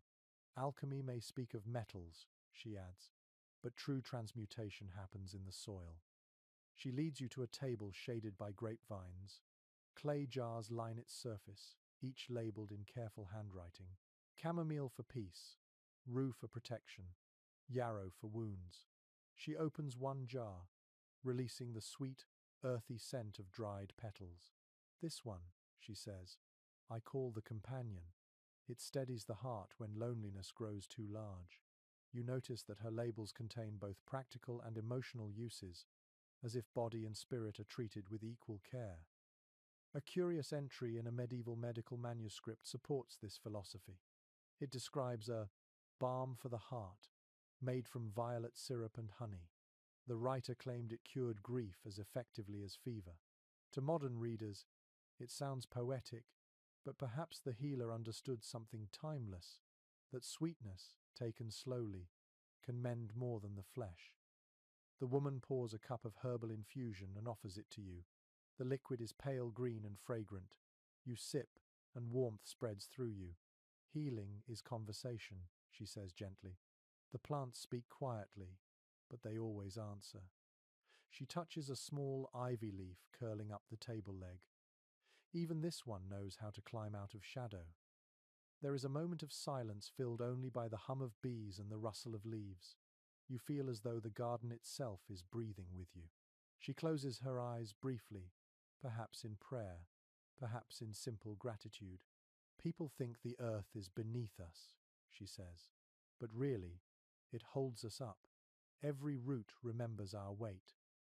A letter from a nun in a Cistercian convent echoes her words. "To tend a garden," she wrote, "is to rewrite creation with gentleness." She believed that caring for plants taught the same virtues as prayer: patience, humility, and reverence for life's cycles. The woman in front of you might have been her twin in spirit, centuries apart. She walks toward a cluster of tall white flowers swaying near the wall. "Angelica," she says, "good for the lungs, better for courage." She plucks one bloom and hands it to you. "Chew it when you are afraid. It will remind you that fear has flavor too." Her smile is kind, and the sunlight catches in her hair, making her look almost luminous. Scholars still debate whether medieval herbalists were guided more by observation or superstition. Some argue they relied on trial and error, others that intuition shaped their art. Perhaps it was both. The woman's confidence suggests that knowledge gathered through care is its own kind of science. She pauses at the edge of the garden, gazing toward the horizon where clouds drift like slow ships. "Everything that grows here," she says, "is part of a story that never ends. I only help it continue." Her words feel both humble and eternal. The wind stirs, carrying the mingled scents of mint and sage. You realize how calm your heartbeat has become, how easy it is to breathe here. The garden hums softly, alive with invisible harmony. When you finally turn to leave, she presses a small pouch of dried herbs into your hand. "For rest," she says. "Steep it when the world grows too loud." You thank her, and she nods, returning to her work with serene focus. As you walk away, the sun lowers behind the hills. The air glows with the last gold of evening, and the fragrance of the herbs lingers on your clothes. The sound of bees fades into silence, leaving only the steady rhythm of your own steps. You glance back once, and the woman is still kneeling among the flowers, hands moving gently through the green, as if she is stitching the earth back together one leaf at a time. Evening settles like silk over the hills.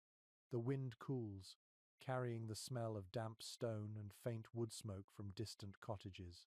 You walk toward a small village perched beside a lake, its surface reflecting the last light of the setting Sunday lanterns glimmer along the docks, swaying gently in the breeze. Somewhere nearby, you hear the rhythmic clang of metal against metal. The sound draws you closer until you reach a low stone forge glowing with steady fire. Inside, a blacksmith works, each swing of his hammer echoing like a heartbeat against the anvil. He pauses when he sees you, wiping his brow with a sooty cloth. His arms are strong, his face weathered, his expression patient. "Come in," he says in a deep, measured voice. The night cools faster when there's company. You step into the warm glow. Sparks leap from the forge like fireflies. The air smells of smoke, sweat, and molten iron. On a table beside him rests an assortment of objects: blades, horseshoes, tools, and something stranger, a small disc etched with intricate symbols. You pick it up, and he nods. A charm, he explains, for protection or perhaps for remembrance. Depends on who asks for it. He takes it from your hands and holds it over the flame until it glows faintly red. Iron listens to intention. That's what the old ones taught. In medieval times, blacksmiths were often regarded with a mixture of respect and unease. They worked with fire and metal, shaping the raw materials of the earth into tools that could build or destroy. Some villages whispered that they knew secret prayers to calm the flames. Others claimed their forges were blessed by angels or guarded by spirits. Historical accounts from rural France describe smiths as both craftsmen and protectors, makers of weapons and warders against evil. The man at the forge sets the disc into a basin of water. Steam rises with a hiss. Every object keeps a little of its birth inside it, he says. If you temper it with anger, it remembers. If you temper it with peace, it carries calm. His words sound simple, but you can tell they come from long practice. He hands you the cooled charm, now dark and smooth. Here, he says, touch it. It holds both fire and water now. That's balance. A curious tale from an English chronicle tells of blacksmiths who made nails for church doors on holy days, believing the metal absorbed sanctity from prayer. The same nails, when used in building homes, were said to bring good fortune. Archaeologists have even found tiny iron crosses hidden in the foundations of old cottages, evidence of a faith that mixed the sacred and the practical in equal measure.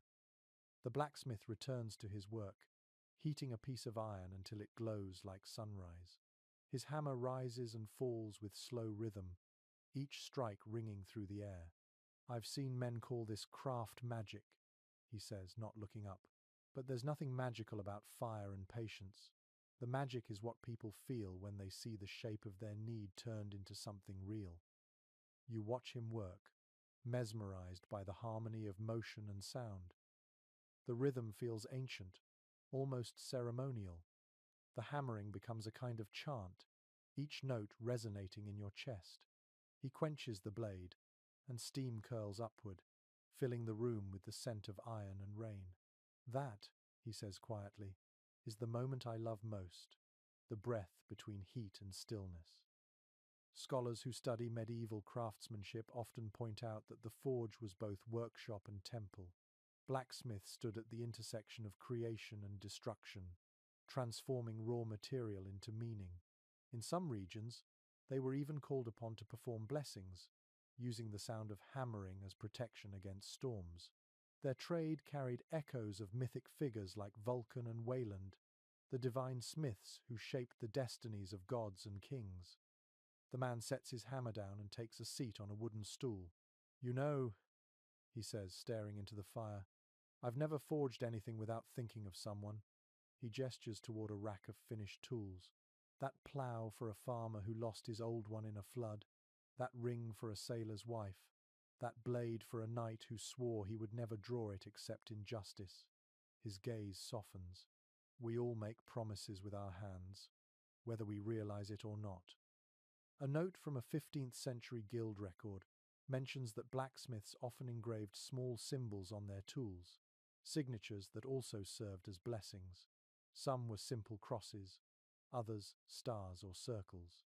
Historians still debate whether these marks were personal emblems or protective charms. Either way, they carried intention, the invisible ingredient in every craft. The blacksmith stands and takes a long iron rod from the coals. Watch, he says. He draws it out, stretching it thinner with each strike until it glows white at the tip. Then, with a single swift twist, he shapes it into a spiral. There, he murmurs. Energy in motion. That's what life is. He cools it quickly, and the metal darkens, the spiral locked in place. Some call it art. I call it remembering. You hold the spiral carefully. It's heavy, yet its curves seem to hum with quiet life. Keep it, he says. It catches courage. His smile is faint but genuine. The world forgets that courage can be made. Outside, the lake reflects the rising moon. The forge glows behind you like a single star, steady and alive. You can still hear the faint ring of the hammer, echoing across the water long after you've left. The charm in your pocket feels warm, as though the fire within it still breathes. You think of all the hands throughout history that have shaped metal into meaning, the ones who saw no difference between work and wonder. Every blade, every hinge, every small tool carries their silent faith that the world can always be remade, if only with patience and heat. As you reach the edge of the village, the blacksmith's voice seems to drift through the night behind you, carried on the soft wind. Strength, he says, is not hardness. It's remembering the fire without letting it consume you. You walk on, feeling the warmth of the charm pulse once more before fading to a steady, living calm. Night falls quietly over the fields, the sky stretching vast and deep above you. The stars bloom one by one, faint at first, then bright enough to cast a silvery haze on the path ahead. The air smells of damp grass and wood smoke drifting from faraway hearths. You walk until the ground rises again, and there, perched on a low hill, stands a stone observatory. Its dome is open to the heavens, a dark mouth drinking starlight. Inside, a man in a long grey cloak adjusts a brass instrument that gleams like honey in the candlelight. He does not look surprised to see you. "You're just in time," he says, voice calm and deliberate. "The sky is unusually clear tonight." He gestures toward the telescope, though it is not the kind you know. It is smaller, simpler, a polished tube with rings of engraved numbers. "Come closer," he invites. "Have a look." You peer through the glass and gasp softly. The moon fills your vision, enormous and brilliant, its craters sharp as fingerprints. The sight makes you forget the cold. "She never sleeps," the astronomer says, smiling faintly, "even when the rest of us dream." From surviving medieval manuscripts, we know that scholars watched the skies long before telescopes were perfected. They used quadrants, astrolabes, and charts to measure the movements of the stars. Astronomy was both science and devotion, a way to read the handwriting of creation. To study the heavens was to glimpse the architecture of the divine. The astronomer takes a parchment from the table covered with circles and lines. "This," he says, "is the dance of the planets." His quill moves with elegant precision, tracing the paths of Mars and Venus. People think of the sky as distant, but it's as alive as the soil. Every movement above echoes a rhythm below. He looks at you, his eyes reflecting the candlelight. That's why wizards studied the stars, not to predict fate, but to understand harmony. A curious story from Persia tells of an astrologer who could forecast eclipses centuries in advance. When asked if that made him a prophet, he replied, "No, just a patient reader." His humility was rare in an age that feared knowledge as temptation. Even so, rulers sought his counsel. They understood that someone who could read the heavens might also read the hearts of men. The astronomer turns back to his instruments, adjusting a small brass wheel marked with tiny runes. "This piece," he explains, "came from Alexandria, or so my teacher claimed. Whether or not it's true, the idea comforts me that every discovery carries a trace of all who came before." He pauses, smiling. Knowledge, like light, travels farther than its makers ever imagined. Scholars today still debate whether medieval astronomers believed in astrology as literal influence or poetic connection. Some argue that they saw the stars as forces shaping human lives. Others believe they treated them as symbols, reflections of divine order. Whatever the case, their calculations were astonishingly accurate. In a world ruled by uncertainty, the stars offered the first form of consistency. The astronomer unrolls another parchment. It is filled with delicate drawings of the zodiac, each figure surrounded by tiny annotations. "People laugh at these now," he says. "They think we believed the stars controlled us. But that's not quite it. We believed the stars reminded us. They hold up a mirror. That's all." His tone is patient, thoughtful. Look at Orion, for example. He rises every winter, just when the world feels most asleep. He is a lesson in endurance. A peculiar detail from a 14th century chronicle mentions a night when monks at Canterbury claimed to see a fiery cross in the sky. Some took it as a warning of war, others as a sign of divine grace. Historians now think it was a rare meteor shower, but at the time, it became legend. The astronomer chuckles softly when you mention it. The sky loves a good story, he says. We are the ones who insist on endings. He lifts a small instrument, shaped like a ring, and holds it up to the candlelight. An astrolabe, he says. This tells me where I stand in the world. He aligns the ring with a star, then lowers it. Imagine, he says, measuring distance not in miles but in wonder. He sets it gently on the table. That's what this work really is, measuring wonder. You ask him if he ever tires of watching the same stars every night. He smiles. The stars never repeat themselves. Even when they return differently. A cloud, a season, a breath of wind all change the story. He glances upward through the open dome. Besides, he adds, they remind me how small I am, and that is a kind of peace. An account from a monastery in Spain records a monk who built his own observatory on the roof of the abbey. He spent every clear night charting constellations and writing poems about them. One line survives. To watch the sky is to feel God thinking. Perhaps this astronomer would agree. He hands you a cup of spiced wine, still warm from the fire. Drink, he says. It helps the mind travel further. The taste is sweet and smoky, the warmth spreading through you. He turns his gaze to the horizon, where a faint ribbon of light hints at dawn. Do you see? He asks quietly. That glow is the world beginning again. You follow his gaze. The stars fade slowly, surrendering to the soft blue of morning. People think day replaces night, he says, but really they share the same light. The sun and the stars are family. We simply forget to look. The observatory fills with the smell of cooling metal and parchment warmed by candle flame. The astronomer begins to tidy his tools, humming under his breath. I used to think I was learning about the heavens, he admits. Now I think I'm learning how to look without fear. Outside, the first bird calls ripple through the still air. You step into the chill and look back. The observatory stands quiet now, its dome closing like an eyelid. The last glow of the candle flickers once in the window before vanishing.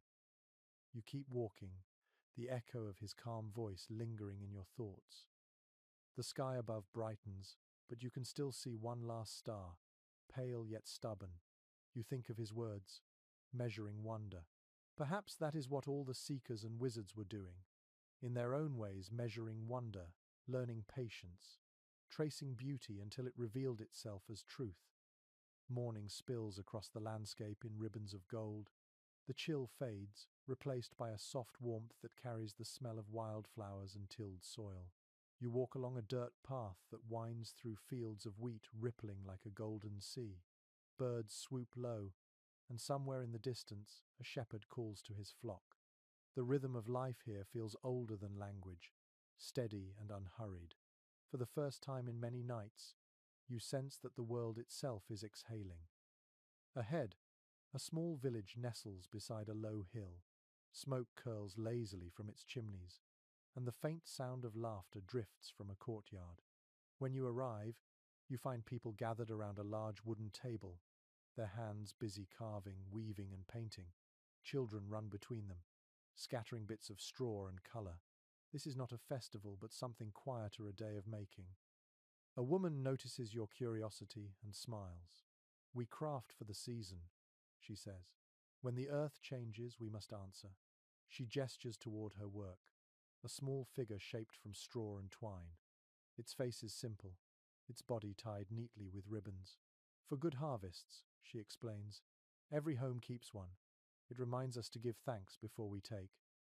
Historical notes from rural Europe confirm such traditions. Farmers and artisans created small figures or tokens each season, blending practical rituals with symbols of gratitude. They were not worship but remembrance, ways to acknowledge nature's cycles. Some called them charms, others called them gifts.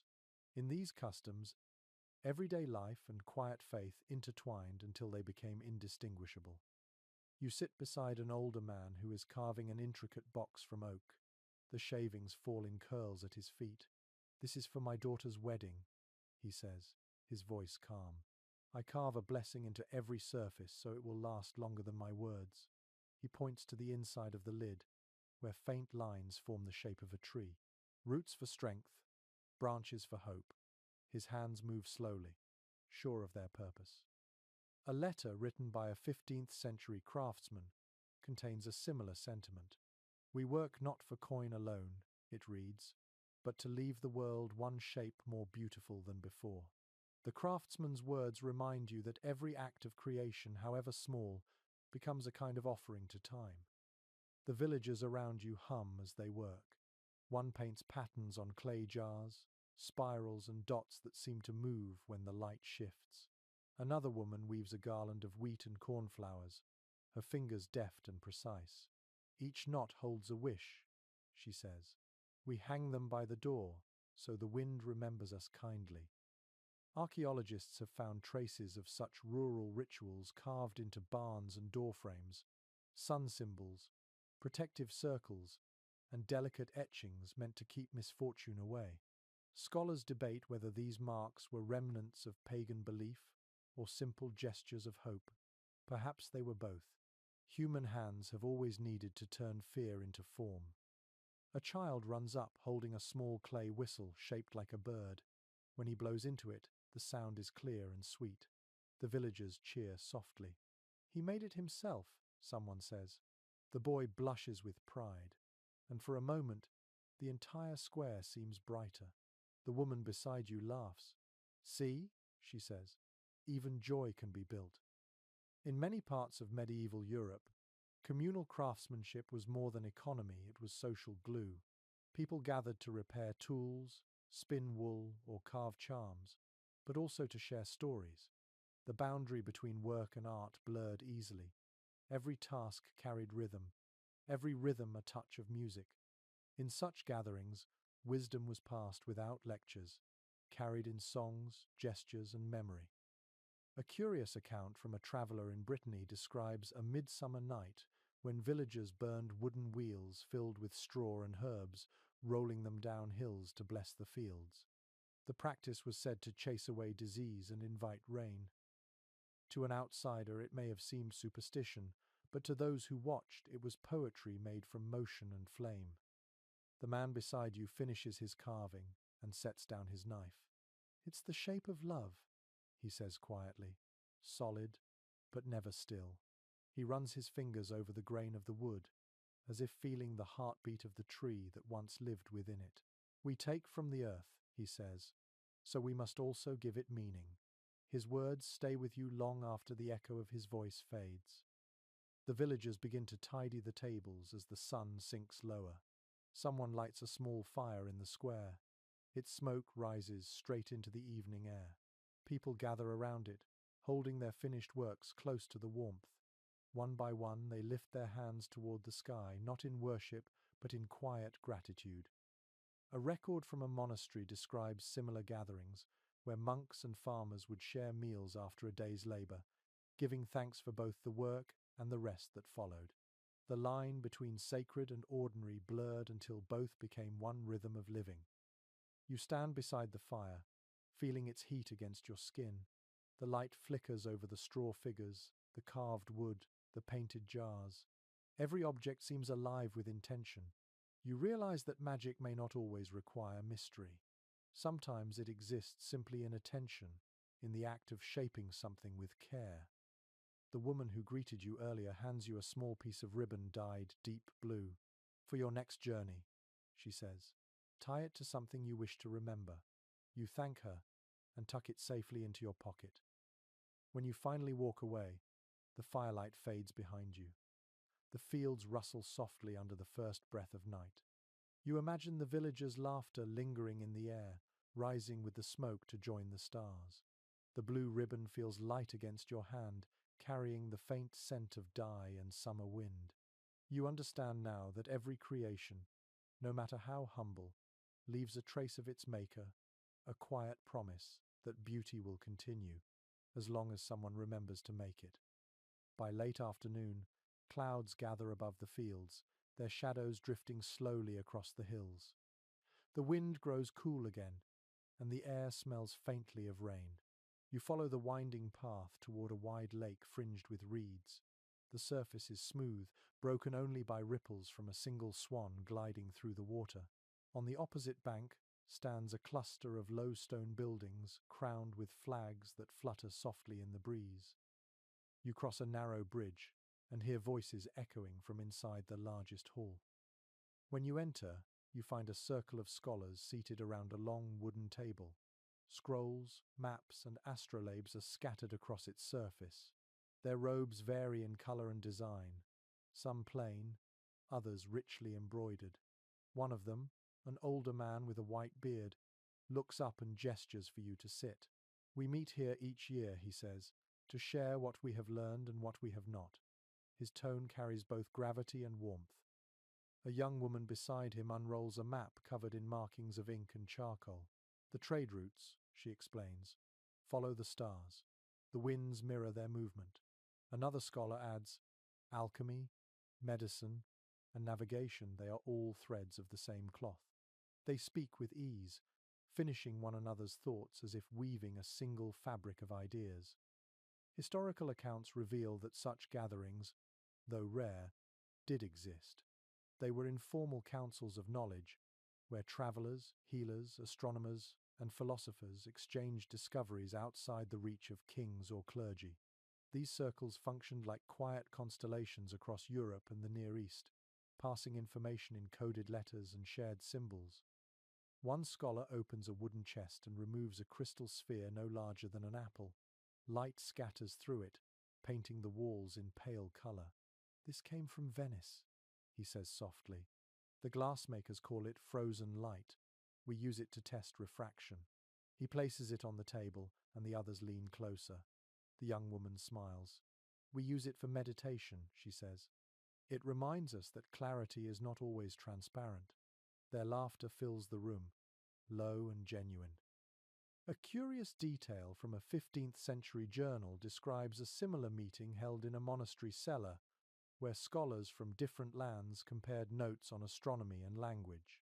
They spoke in whispers, translating ideas across Latin, Arabic, and Hebrew. The writer noted that no single tongue could hold all truth. The sentiment echoes through this hall even now. The older man at the table speaks again. "We are called wizards, sages, dreamers," he says, "but we are only listeners. The world hums its music. We are tuning our ears."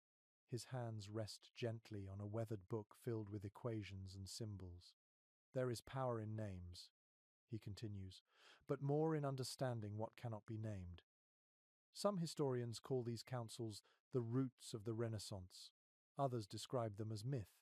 Perhaps they were both, meetings half real, half remembered, where imagination and intellect met as equals. What matters is that their legacy remains the idea that knowledge grows through conversation, not conquest. A younger scholar at the edge of the table, barely more than a boy, speaks for the first time. "My master taught me that every question is a candle," he says shyly. One light becomes another. The room falls quiet, and the older man nods. "Yes," he replies. "And when the last candle burns out, dawn will already be waiting." You sit among them as they share their findings. A new herb found in the mountains that soothes fever, a method for measuring distance with shadows, a strange tale of stones that sing when struck. Each story is offered like a gift, its purpose not possession but continuity. One woman describes a dream she had during her travels, of a library built from glass where every page shimmered with stars. The others listen in reverent silence. "Perhaps that library already exists," one suggests. "Perhaps we are only remembering it." They all smile at the thought. In surviving correspondence between scholars of this era, such poetic exchanges appear frequently. Logic and imagination were not rivals, they were companions. To dream was to think, and to think was to dream with purpose. The candles burn lower, the lake outside glows with reflected starlight, and thunder murmurs somewhere beyond the hills. The scholars begin to pack their tools, tying scrolls with ribbons, wrapping instruments in cloth. The older man extinguishes the final candle and looks at you. Knowledge, he says, is not meant to be kept. It must travel, like light. You follow them outside as the first drops of rain fall. The scent of wet earth fills the air. The group disperses quietly, each scholar taking a different road into the night. You watch their lanterns fade one by one, until only the sound of rain remains. There is something profoundly human about the image. A handful of people gathered in the dark, trading ideas like small embers, trusting that those sparks will survive long after they themselves are gone. The thought makes you smile. You pick up a small stone from the path, still warm from the day's sun, and slip it into your pocket. As you begin to walk again, lightning flickers behind the clouds, illuminating the hills in brief flashes of silver. The rain intensifies, steady and rhythmic. You pull your cloak tighter and keep moving, each step echoing softly on the soaked earth. Somewhere behind you, the lake gleams faintly, holding the memory of that circle of light, the last gathering of wizards before the world began to call them scientists. The storm passes quietly in the night. By morning, the air feels washed and new, carrying the scent of rain-soaked earth and wild mint crushed beneath your boots. Mist drifts lazily across the fields, clinging to the edges of trees like silk. You walk slowly, following the soft rush of a nearby river, until you reach a clearing where sunlight filters through in gentle streams. The world around you glows with that rare stillness that follows rain, when every leaf seems to hold its breath. At the center of the clearing stands a lone figure wrapped in a grey cloak. Their back is to you, and they are tracing patterns in the mud with the tip of a staff. When they turn, their face is calm and lined with years, their expression serene. "You've walked far," they say softly. "The road remembers your steps." You realize this must be the last of the old wanderers, the keepers of forgotten knowledge, who move unseen through the folds of history. The air around them feels lighter, as if their presence balances the world. "I've been waiting," they continue. "Not for you, but for anyone who still listens." They gesture for you to sit beside the river. The water glimmers with fragments of light, each ripple catching the sun like a whisper of glass. "The first magic," the figure says, "was silence. Before words, before spells, there was the quiet between heartbeats where everything began." Their voice carries the weight of centuries, but it soothes rather than commands. Every secret the old wizards kept was meant to return to silence someday. That is how the circle closes. Historical records from later centuries describe such mystics as the last guardians of oral wisdom. They wandered from village to village, teaching through riddles, songs, and small acts of kindness. Some called them philosophers, others beggars, but to those who listened, their words lingered like echoes of ancient truths. The figure stirs the water with the staff, creating spirals that dissolve almost instantly. "We forget," they say, "that knowing too much is another form of blindness." Wizards learned this the hard way.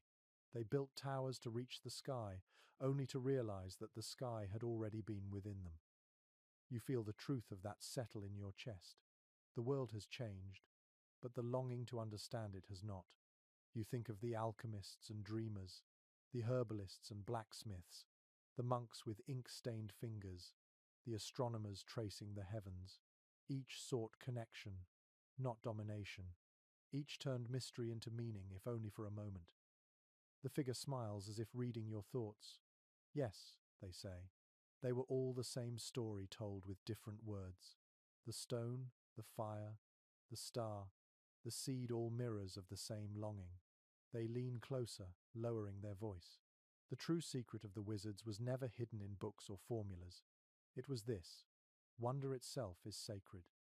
A curious note from a Renaissance traveller mentions meeting a hermit who taught a similar lesson. "The wise," he wrote, "do not try to hold the light. They learn to walk with it. Perhaps this figure before you is that same soul, returned through time in another form." They reach into a pouch and pull out a handful of smooth pebbles, tossing them gently into the river. "Each one," they say, is a question. The ripples are the answers. The trick is knowing when to stop watching. Their laughter is soft and kind. You have seen enough to know that secrets are only doors. The key is curiosity, but the home beyond it is peace. The wind shifts, carrying the scent of pine and wet moss. You feel the calm settle deep into your bones. The figure stands, adjusting their cloak. The age of wizards ended when people stopped believing in silence, they say. But their wisdom never truly left. It hides in every craft, every kindness, every gaze that lingers too long on the stars. They step back, letting the light fall fully on their face. Now it is your turn, they whisper. Carry it forward, not the magic, but the attention. Wherever you go, let the world be astonished that you are listening. You blink, and for a moment the figure seems to fade, blending into the mist and the brightness of morning. When you look again, they are gone. Only the sound of the river remains, patient and eternal.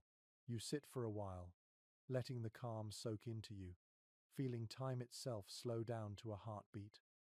The sky clears completely, revealing a flawless blue. A bird lands nearby, pecking at the ground before taking off again. The rhythm of its wings matches the rhythm of your breath. Everything feels connected, quiet, and alive. You rise slowly and begin to walk once more. The world around you is unchanged, yet it seems newly illuminated. Every blade of grass glows with purpose. Every sound feels deliberate. You understand now that the true magic of the medieval wizards was never in their potions or spells. It was in their gaze, the way they saw the ordinary as miraculous, the invisible as near. You pause at the edge of the clearing to look back one last time. The river glitters under the sun, and the faintest trace of a staff's mark remains in the mud before the water erases it. You whisper a quiet thank you and continue on your way, the echo of their voice mingling with the breeze. The path softens beneath your steps. The air grows warm and slow, carrying the hush of early evening. You can almost feel the world relaxing with you, as if the soil, the trees, and the fading sky are exhaling together. Each breath you take feels longer, deeper, steadier. You think of everything you have seen, the old towers, the forests, the alchemists and their glowing furnaces, the soft chants, the mirrors and lenses that caught the light. Every moment now folds gently into one tapestry, shimmering faintly with memory. The wizards, you realize, were never meant to disappear. They simply became part of everything that endures. The wind brushes your cheek like a final blessing. The smell of rain lingers, sweet and clean. The horizon fades into dusk, and the first stars begin to bloom again, distant but kind. Their light feels like the soft closing of a long story, a whisper that says, "Rest now. The world will keep turning." You close your eyes for a moment, and the river's murmur becomes a lullaby. Every sound blends into calm, the slow breath of water, the rustle of leaves, your heartbeat settling into the rhythm of the earth itself. You have traveled far enough. The secrets are safe. The story has circled back to silence. Sleep well, dreamer. You have found what the wizards found: peace in curiosity, wonder in stillness. The night holds you gently now, and the stars are keeping watch.